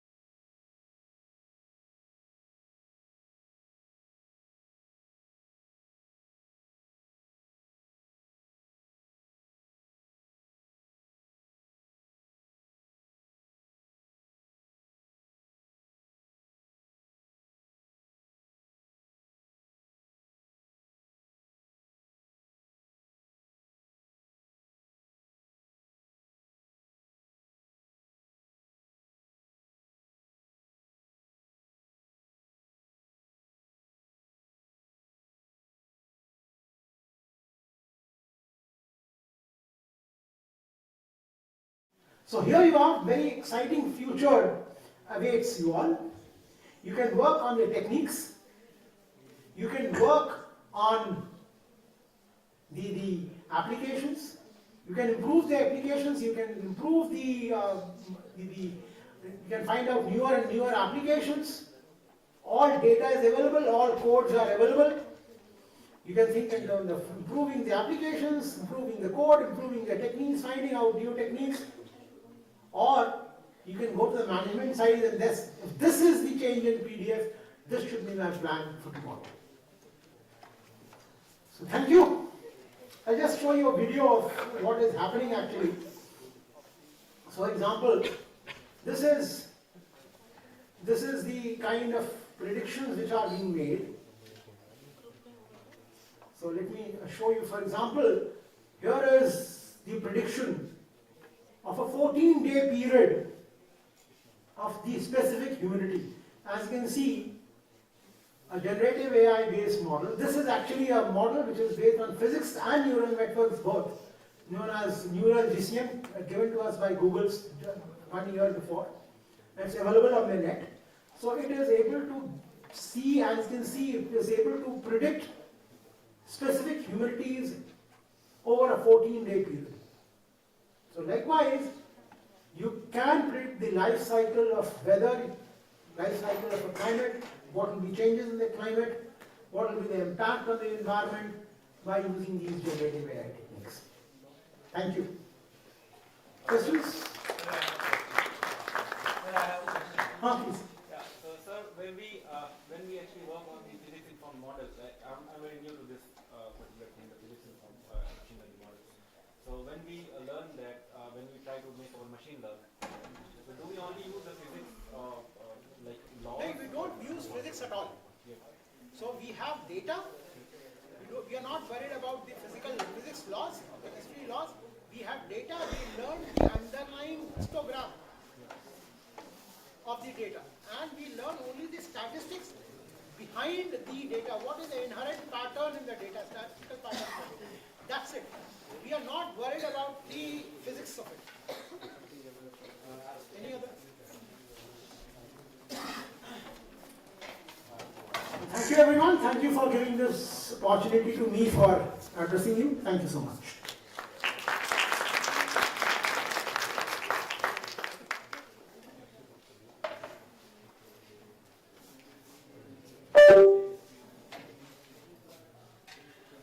I'll be sharing the PDF or the PPT. Anybody who wishes to use it, please. So that was quite a thoughtful session that we had. So for most of us, first of all, that many faculties I can see here who know Professor Verma more than me. But I just want to introduce for our students because they may not be familiar with this name. So Professor Verma is a distinguished leader in the field of wireless network, wireless communications. And he has shaped fundamentally very new institutions of the North India, basically, just like IIT Lucknow. That's what I know. He has been a founding pillar of that. He is right now serving as the dean and professor at IIT Allahabad, and he has also served as the chairman and board member for many institutes. Okay.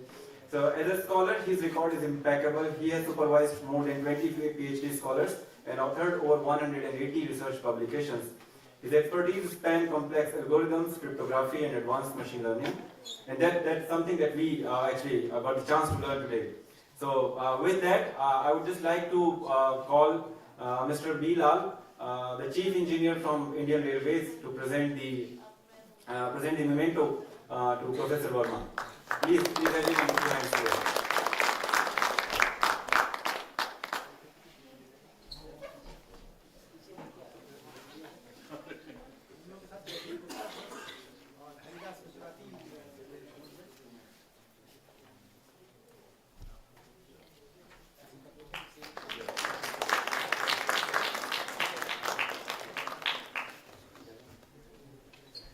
And I would like to call Dr. Sangeeta to please present the bouquet to Professor Verma.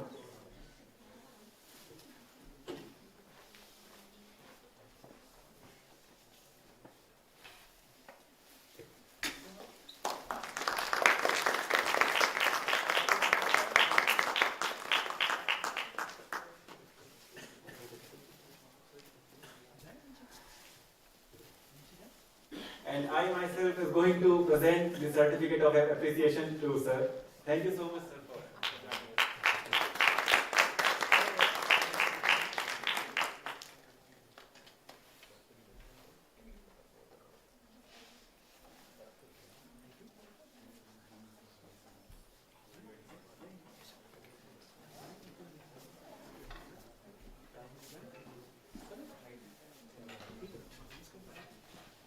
So, Heidi will be available at Block B. So, everyone is please welcome.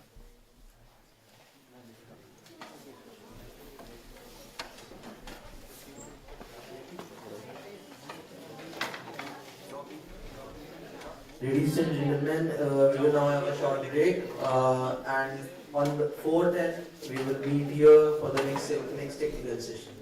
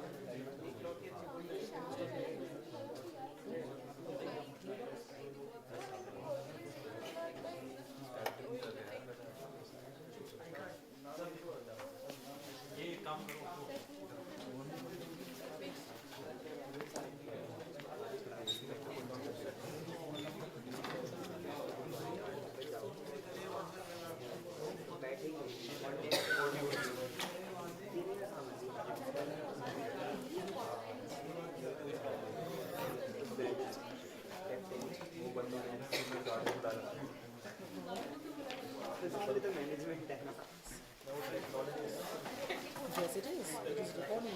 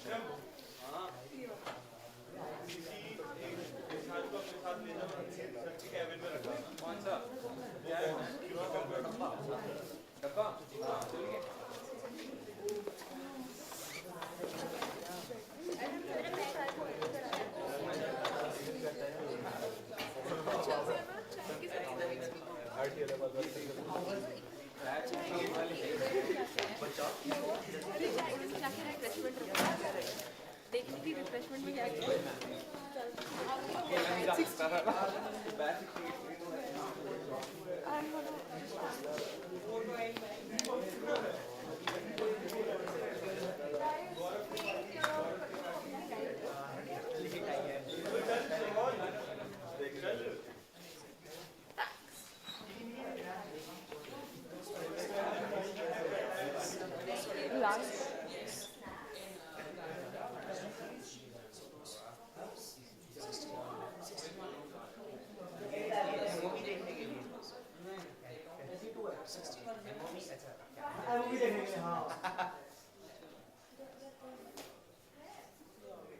कहाँ से लाई?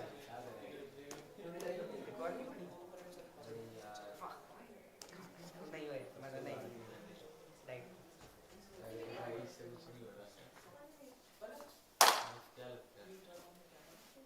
ये मत जा ला भाई क्या कुछ नहीं चल रहा है यहाँ पे भाई क्या हो गया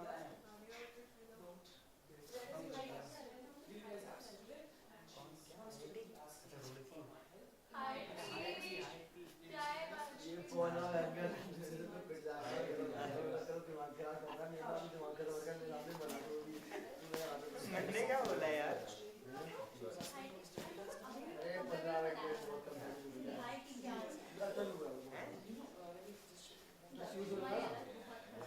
क्या बोला था तुमने बिस्किट बोल सकती है ना यार चाय बिस्किट को चाय बिस्किट बोलते हैं ना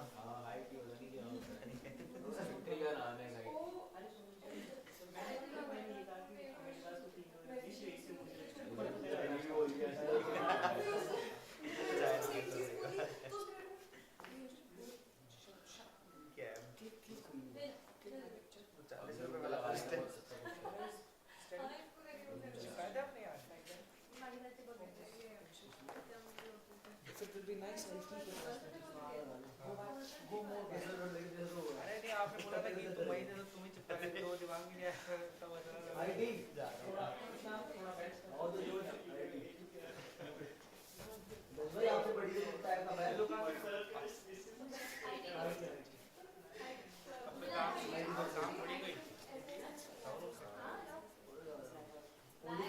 बड़ी ओडी में तो सुबह तो 11 बजे बोला था उन्होंने बोला 10 मिनट में आप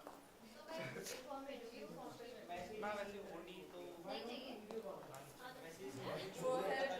मतलब प्रॉक्सी लगा दी बाकी में एक class I have a feeling there is a class here. We should stop this. No. Sir. Okay. You know. Okay. And somehow you appear to be finals. This come through. Yeah.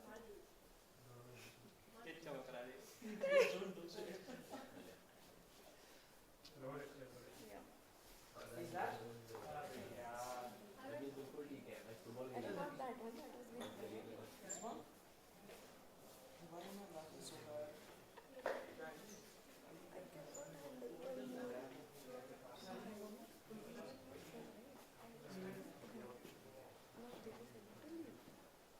Not read all pictures and get it. I'm not doing this. First listen. No. Fucker. Here. So you put to be in the frame. And I just looking.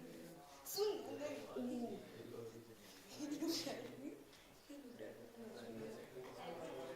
And his roommates are like, by side of me. And then roommates are not fine. You guys having class? शायद ना हो यहाँ पर. एक बार faculty से confirm करो cause यहाँ पे लाइव इवेंट चल रहा है so it अच्छा इवेंट अटेंड कर वो 4:30 बजे. 4:30 फिर से तो अभी तो लंच ब्रेक हो रहा है. मतलब you guys can sit if you want that's fine yeah come I'll click it from here Okay, let me do it like this. Because ये camera. why do you want to be so हाँ. guinea pig No, it is like ये थोड़ा नीचे है ना, तो अन्वेषण आपके just बराबर में आएंगे shoulder level. So let me just try and do that. You know, let's try that. Okay. Is that nice one? you look so awkward yeah you look so awkward Okay, let me trim this one. Okay. very awkward I don't think this will work. Will this bhaji भी आगे? Edit. How to edit? no just This is why I don't like icons. You have to search all the things, yeah? I don't. she Fuck off this picture. Fuck this picture off. Okay. मैं भी आऊँ हाँ उधर से ले एक बार. अरे $100 bill.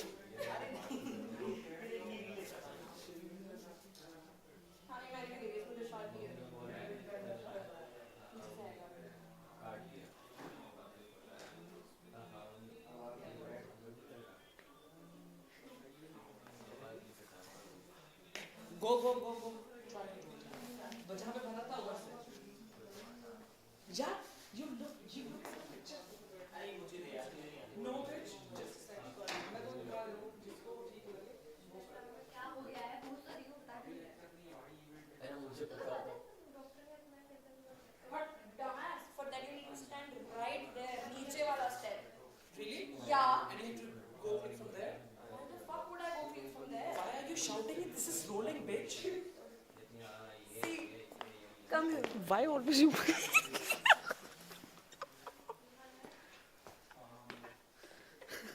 Why would I do that?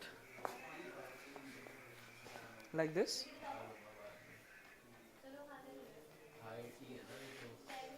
Now what? Like this? Not like this, obviously. पीछे लोग आ रहे हैं लोगों दी भैन दिया तू एक बार स्टेप पे जा I'll inform you whenever you are in frame. Stop, go. एक और नीचे और ना थले जाए रुक हुन वेट वो नहीं आ रही है हाँ एक बार वो से हुई एक ना मेरे दोस्त पापा थे वो मुझे जब ये सब दोस्त पापा थे तो जब क्योंकि देखा तो है थोड़ा ही good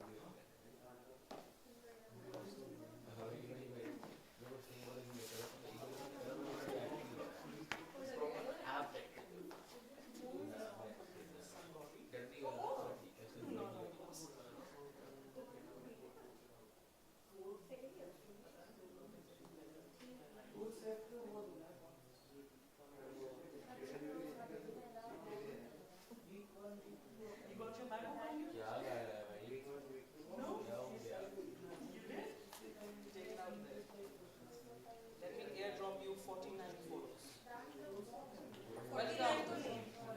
Welcome T-Song faculty member. we are very honored to have you here sir right from Faridabad we have Teresa today with us who travels from bike in the morning itself Keep your mouth shut.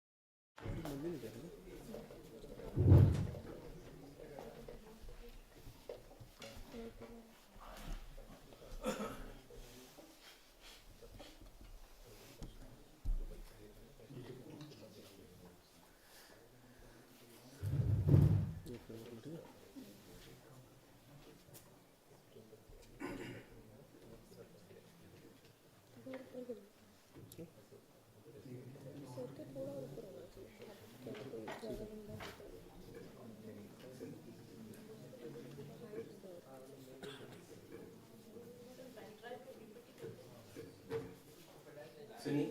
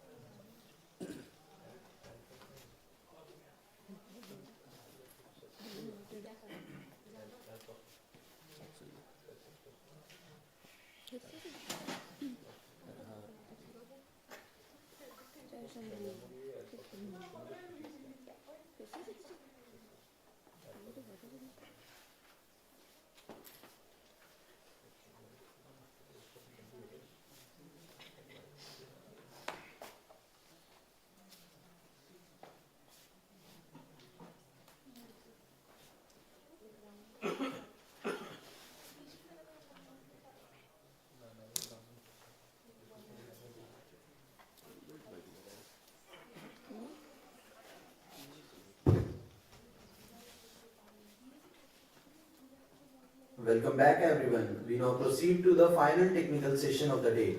Our next speaker represents the dynamic future of telecommunication research. Please welcome Dr. Pawan Kumar Mishra, Associate Professor at NIT Raipur. Dr. Mishra has quickly established himself as a force in the field of next generation networks. He has secured competitive research grants from prestigious bodies like MIETY and SERB totaling over rupees 35 lakhs. His research on 5G heterogeneous cloud radio access network is at the forefront of making cellular infrastructure more energy efficient. With over 30 plus research publications to his credits, he is actively shaping the architecture of the network that will connect our world tomorrow. Today, he will take us a step further into the future with his talk on 6G driven sustainable solution using machine learning, discussing how the next wave of connectivity can be designed to be both ultra fast and eco friendly. Before sir begins, may I request Dr. Sangeeta Kumari ma'am to present a bouquet to sir.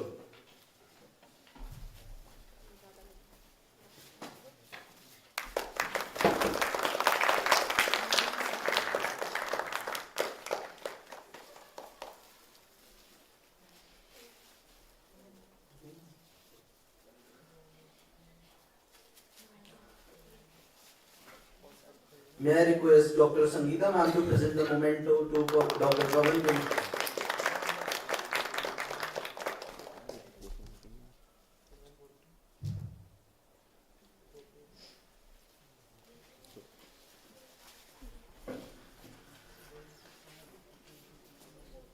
So the stage is yours. Thank you.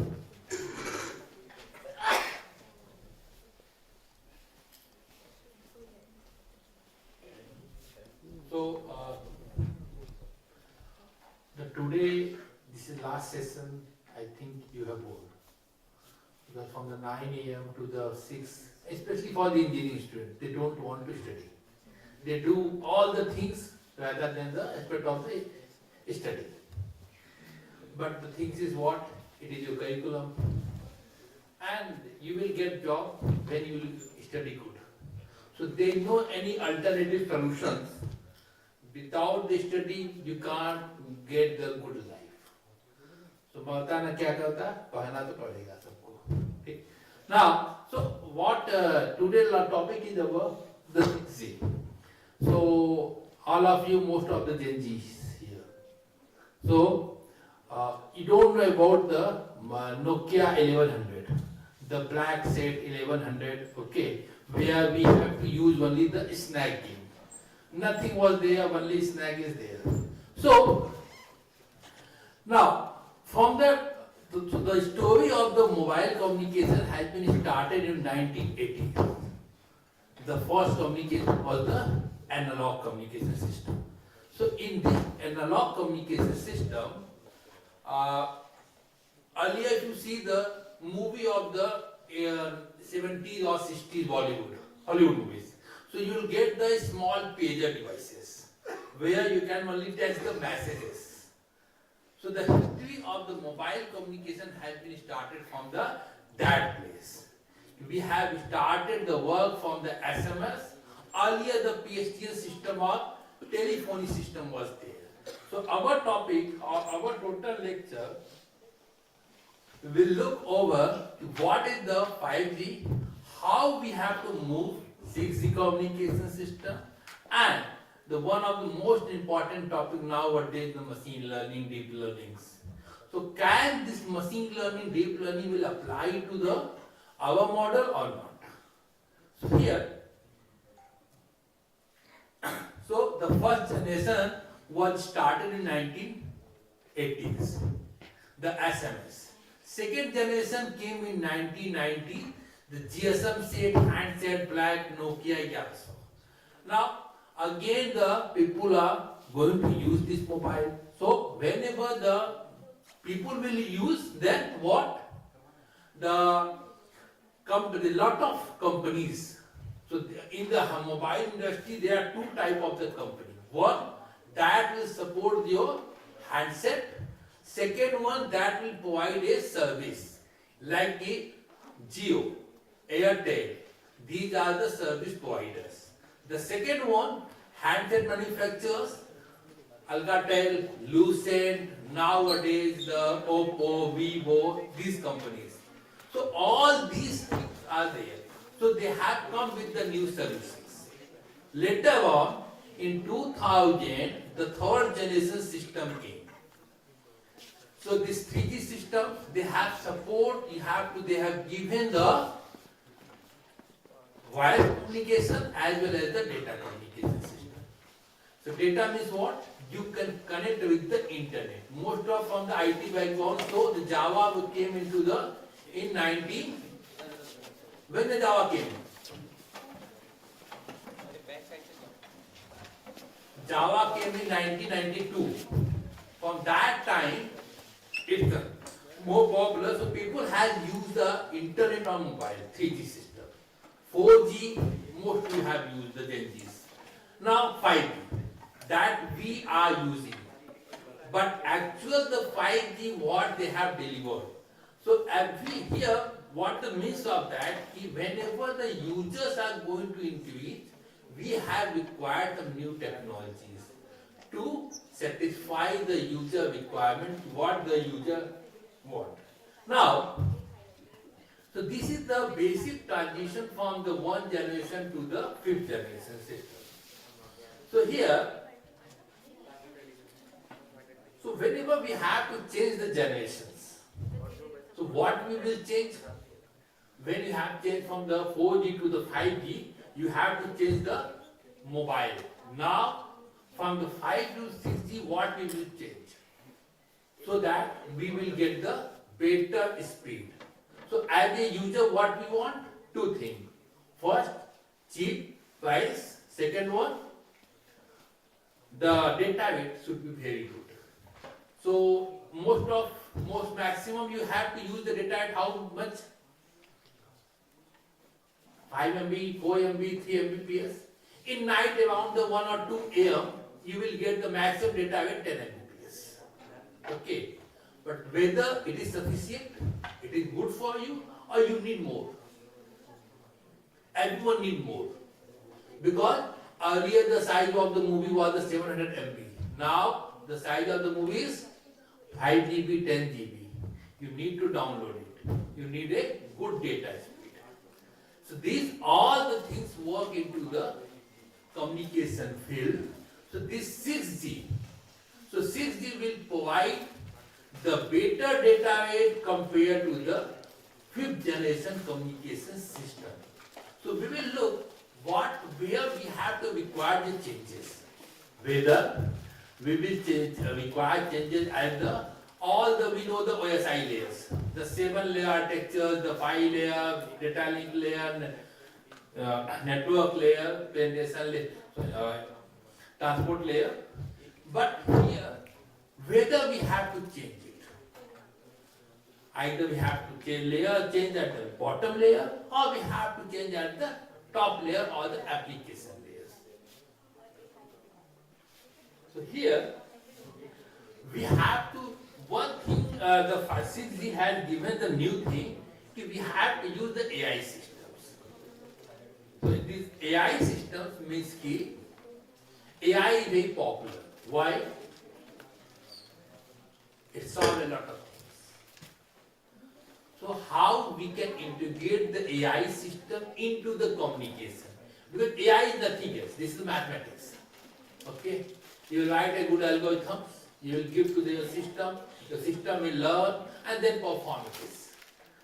So how we can develop this algorithm and where we have to push this in the algorithm into the communication systems.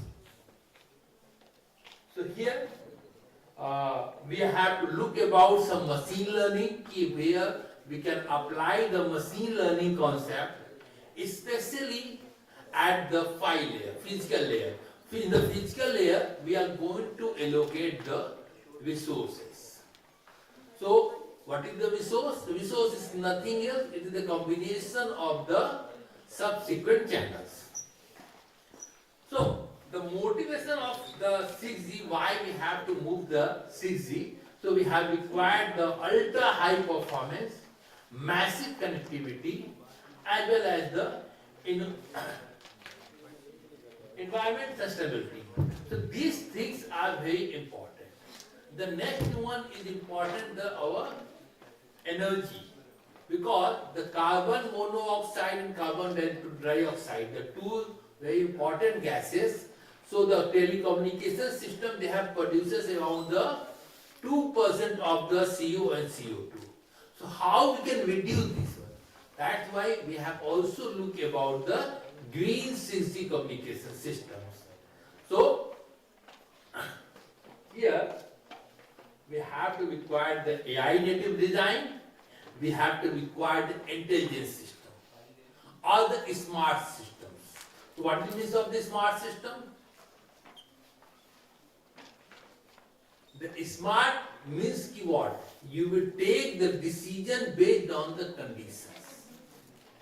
Like we are telling ki any one student they smartly they have find something.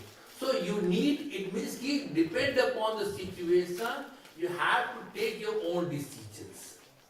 So the network, when the network will find less people, when the network will find the more people. Or especially if you feel that in the crowded area, you are not able to call anyone, or if you are going to call, you are not listening the voice properly. So how the network behave? Whenever in any area, suppose the crowd is very high, in some area the crowd is very less. So how we can manage the spectrum so that every user will get the good quality of service. So what is the quality of service? These are the parameters from all of the computer science bound or other? Not. Computer science. So what is the quality of service? When we are talking about the network term. Suppose if you want to buy a sweet, so what is the quality? It should be fresh. Any else? Price should be good. Not price should be the 10,000, 5,000. Okay. Similarly, for the network, we have some quality of parameters like we have the good throughput, data rate, latency, delay, dealer, jitter, energy. These are the some quantity parameters. One is the qualitative parameters, one is the quantity. So based on these performance, so these are also known as the KPIs, key performance indicator. On what the background we are telling this is the good, this is the bad. So like if the two students are there, we are going to compare, this student is good, this student bad. So based on their marks. So this is the quantity values. So here, the 5th generation or 5th generation systems, they will give the data rate up to the 20 GB per second. This is a theoretical concept. Like when you come in the BTech first year, you will always think about, I will get the job the 40 lakhs. Okay, but later on this value will be going to down. 40, 30, 20 lakh में क्या होता है? कहीं job लग जाता है तो. Then we'll try better. Similarly, what the theoretical words was the peak data rate will be the 20 Mbps, but actually we are getting the data rate up to the 100 Mbps. And this is the ideal conditions. What is the ideal conditions? There is no interference or nothing. Like if you see any ad of the bike, what they are promising 80 kilometers per hour, per liter. And they will start, there is no frictions, no air, no gravity, all the things. Similarly, the same thing is here. What the company they are going to, I will give the 100 Mbps, but as a user, we feel we are getting the 10 to 20 Mbps per. But in 6G, if you see the data is going to improve like the 5 times. Then data with user experience will be the 300 to 500 Mbps. Area traffic 30 to the 50 Mbps. Latency, what is the latency? Transfer the data when we are sending the one packet. And what is the delay? Both are the time period. Then what is the difference between the latency and delay? Both we measure the time. Okay. Latency is the ideal term. Suppose if you want to go one place to another place, you will think I will go in the night around 12. So there is no traffic, nothing else. So you will take a time around 10 minutes. But same things you will go in the day. So you will find there a lot of signals are there, traffics are. So how much time will you have required? Either 10 or more than 10, but not less than. That's why the delay will be either equal to the latency or greater than latency. This is the definition has been given already in your book. So here the mobility will be the 500 kilometers. Here the mobility will be up to the 1000 kilometers. So these are the 6G key enabled technologies. What are the technologies where we have to require? So at the top, if you see the new spectrum, the 5G works over the millimeter waves up to the 30 gigahertz to 300 gigahertz. The 6G works over the terahertz communication system. Again, we are moving into the different band. We also required some new enhanced air interface. Like earlier, we have used the TDMA, then FDMA, then CDMA, then OFDMA. Now we are going to use the NOVA, the new orthogonal multiple access. As well as we have to look about the new waveform, massive MIMO, multiple input, multiple output, antenna technologies. As well as we have to look about the full band. So, like till the date, if you want to send some packet to the base station type, or you are going to download some packet, you need the two different frequency. That's why we are saying the uplink and the downlink. In future, what we are planning is at the same band, there is no need of the uplink and downlink band. Only we have to require a single band where we are able to send the data to the uplink or the downlink. As well as we have to look about the OMA, RIS, holographic IR, then more capabilities, intelligence, sensing and communication, AI, blockchain, sensible communication and energy neutral devices. So these are the some new area or new ways where you can work, or the people are working in this direction, how we are going to provide the better data rate. So these are the one of the agencies, the ITU, International Telecommunication Union. So as they have suggested, we have the immersive communication, massive communication and the ultra reliable communication. So what are the new uses? So we have to use the integrated AI, ubiquitous connectivity and integrated sensing and the communication systems. So where we have to apply the 6G communication system? What are the uses of this one? So like the immersive communication where we have to use. So earlier we have used the mobile broadband, they have given the new name of the immersive communication. Here we are trying to send the more number of the data packet at the particular time or particular durations. So here that will be the, we have to use for the extended realities, we have to use for the multi-sensory devices and the holographic communications, used for the high reliable communication, and it will provide the low latencies.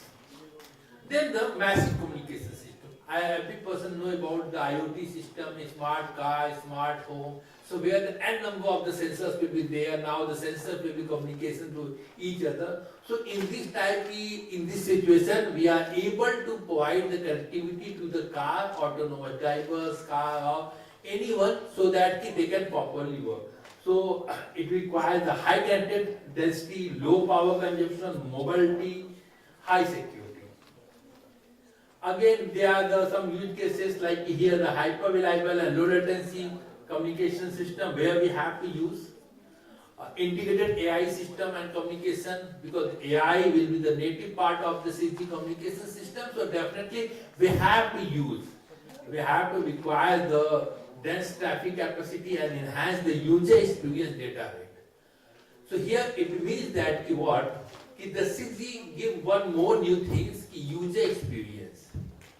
Because nowadays everything is based on the user recommendation. So based on your past history, what type of, like if you see the, you have to search, suppose go any flight, and you have to open your Facebook. Definitely you will get some link about the new travel plan, or go will give this offer. It will, all the internet are connected to each other. Similarly, based on your user experience, whenever you have to use the more mobiles. Some of time, if the business people, they have to use the mobile at the day. Students and other people, they have to use the mobile at the night. So, based on your request, based on your previous history, they will allocate the spectrum so that you will get the good data.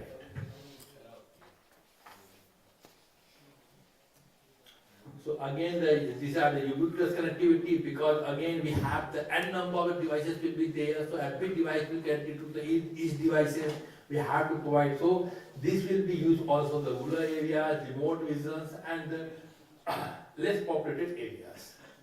Then integrated and sensings here, the devices will be, except they have sense the things, whether some device will be there. Can we communicate to the nearby devices or not? So these are type of the case come to the integrated sensing and the communication system. So there are some capabilities ITU has been defined.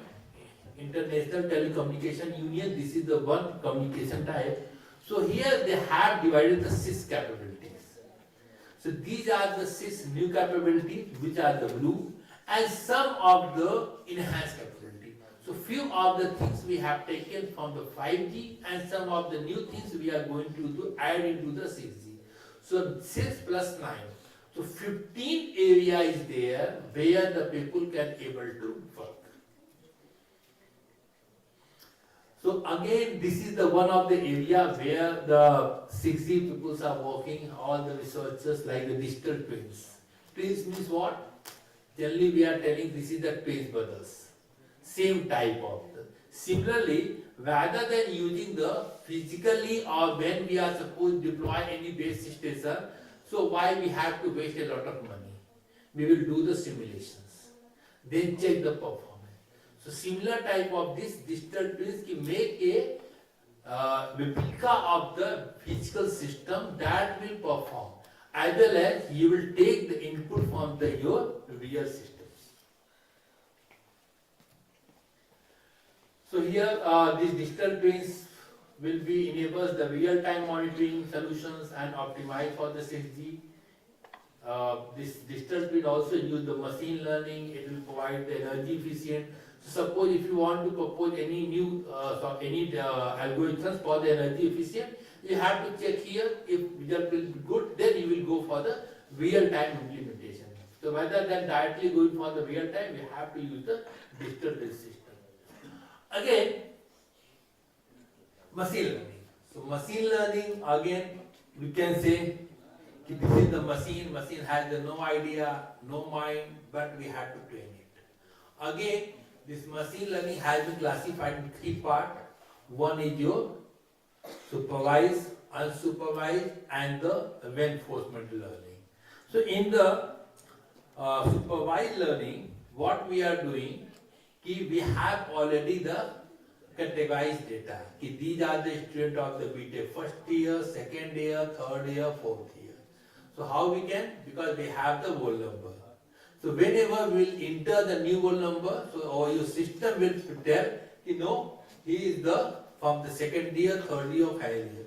It means that data are the labeled. When the data is not labeled, then it will come into the unsupervised learning. Here, they know any predefined data set. But based on the nature, based on the groups, like here the students are there, if I will make the broadly 2 groups, one for the boys, one for the girls. So this type of the automatic, this is known as the clustering. If there are 2 clusters, will be divided entire the class. Third one is very important, reinforcement learning. When data is labeled, when data is not labeled, you have to categorize. But let us assume that you have no any data set. Then how my machine will perform? Like if the first time yes will be there, second time yes will be there, so how he will going to perform? So in this type of the learning is known as the reinforcement learning. So here in this type of learning, here the human will learn, or machine will learn from the environment. And when he will learn, what? Either he will learn, so he will get some benefit, or he will get some loss. So based on your policy, based on your systems, you will get the reward functions. So here the agent goal is to maximize the total reward, or as a user what we want, we will get the maximum profit. So here these are some basic reinforcement learning, like the agent means the user, environment where he will learn all the things, action whether he will go 1 step ahead, 1 step back, 1 step left, 1 step right. States, what are the states of the current situation of the observation?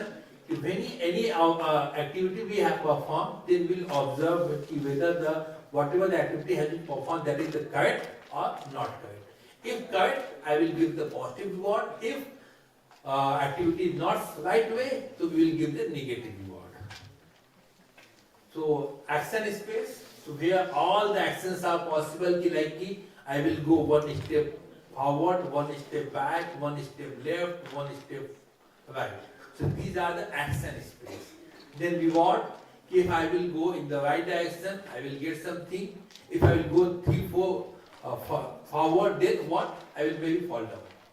So based on these situations, whether I will take the 1 step ahead, 1 step back, depend upon the situations. Then reward function, and then policy. The policy basically based on your rules, we will make a set of policies, so all the players will be follow these policies. So this is the agent environment interaction, where the agent will interact with the environment and with the some state. Once he will interact with the environment, if some reward will be the positive, then it will get the good reward, otherwise it will get the bad reward or negative reward. Now, so where we have to apply the AI systems? So here, basically we are working in the area of the resource allocations.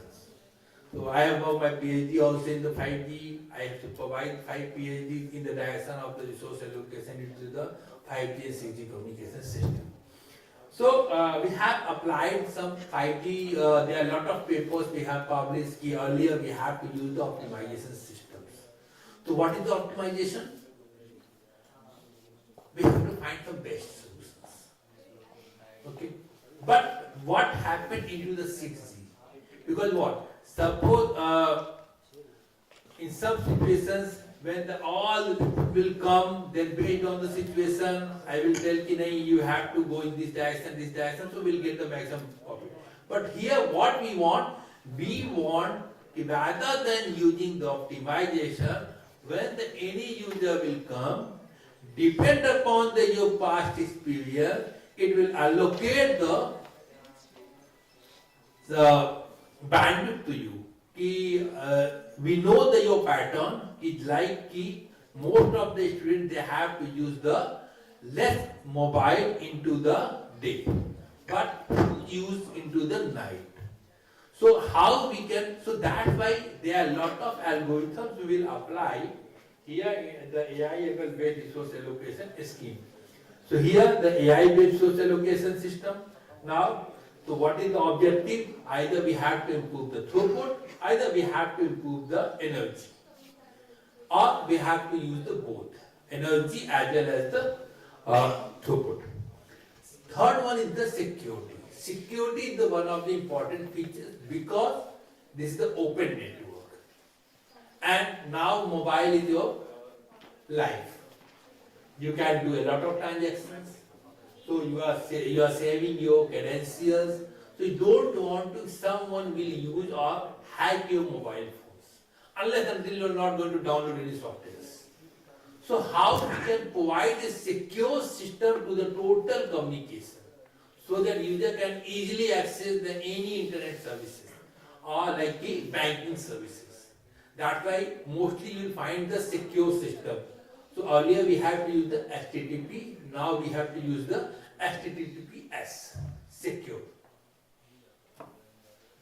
So here the AI algorithm identify inefficiencies and make the intelligent decision to allocate the resources.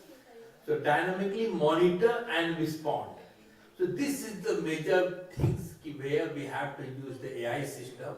Here it will be dynamically monitored based on your requirement, based on your situation, it will going to use it.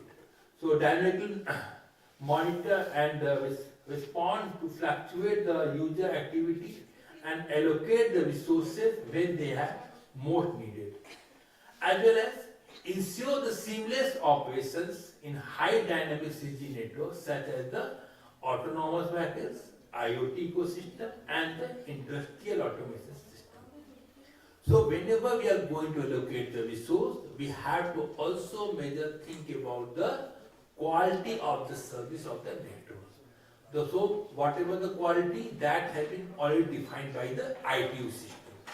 ITU has defined you have to provide the 300 to 500 Mbps data speed. So every companies they have to, or service providers, they have to follow the 300 to 500 Mbps data rate.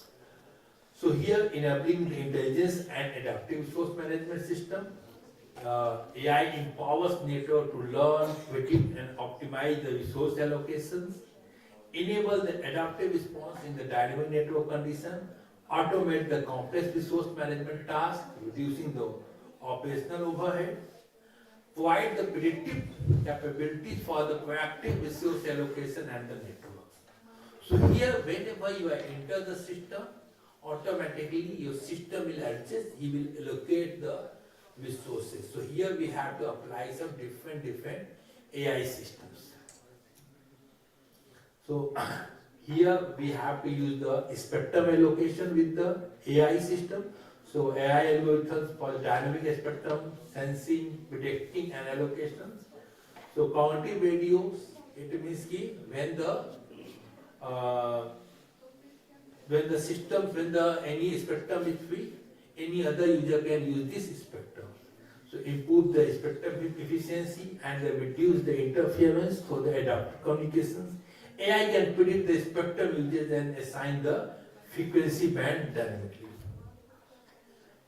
Second one is the power allocation. Because what? We are also looking for the gain 6G communication system. So because whenever you have to charge a mobile, you will charge mobile with the electricity. Again, electricity will generated from the either thermal or hydro. Mostly we have used the thermal power plants electricity. So whenever we have the thermal, again it produces the coal, carbon dioxide and the carbon. So how we can reduce this? Earlier the battery was 1100 mAh, now the battery is the 6000 mAh. But still we have to require the daily, we have to charge our set daily. It means that we are using a lot of time the mobiles. So what type of the resource allocation, how as a service provider, how I can reduce this energy consumption systems. So here we have to use the predictive power allocation based on the traffic demands, channel conditions and the device capabilities, minimizing the energy wastage and maximize the network lifetime through the intelligent power control system. AI can predict when the devices needs more or less power and adjust it accordingly. Then reinforcement learning, because 6G, we have not used any 6G data, we have not available any 6G data, then how we can use? So we can't use the supervised, we can't use the unsupervised. So in this direction, we have to use the reinforcement learning system. So reinforcement learning, here there is no need of the data set. So based on the experience, it will perform. So here the real-time adaptation to vary the traffic loads, channel condition and the user demands. So deep reinforcement learning, the part of the reinforcement learning is used to optimize the power allocation in a dense urban network with fluctuating traffic. So what are the areas where you can work?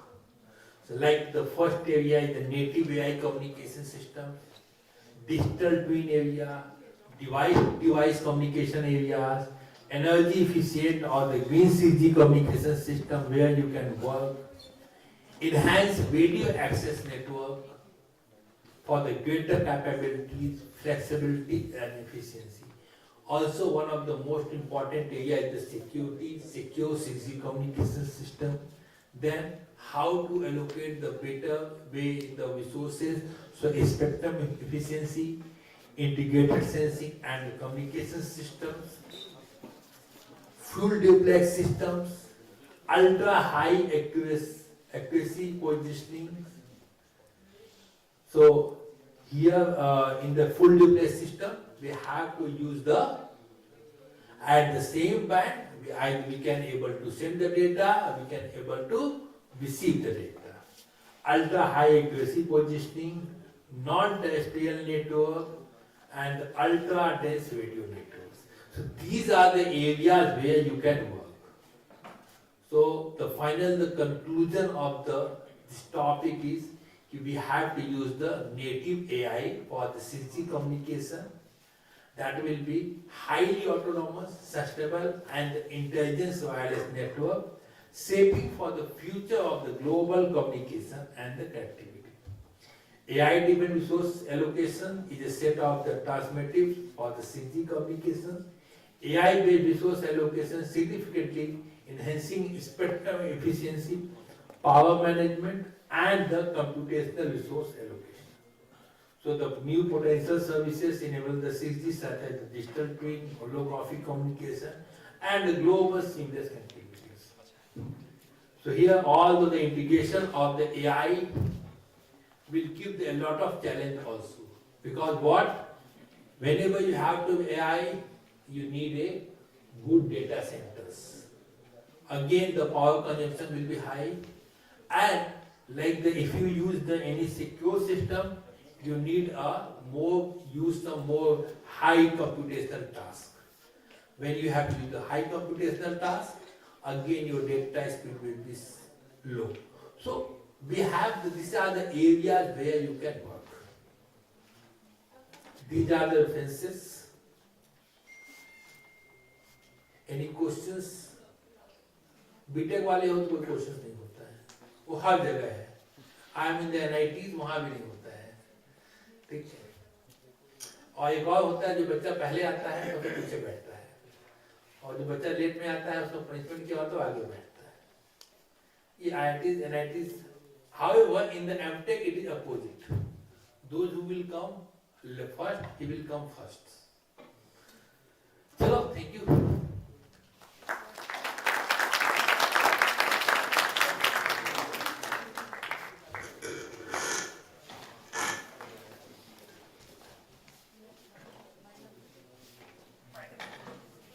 Thank you, sir, for sharing such valuable insights with us. With this, we conclude the technical session for Day 1 of Smart Ecotech 2026. Thank you all for your active participation. We look forward to seeing you tomorrow for another day filled with knowledge and innovation. Have a wonderful evening.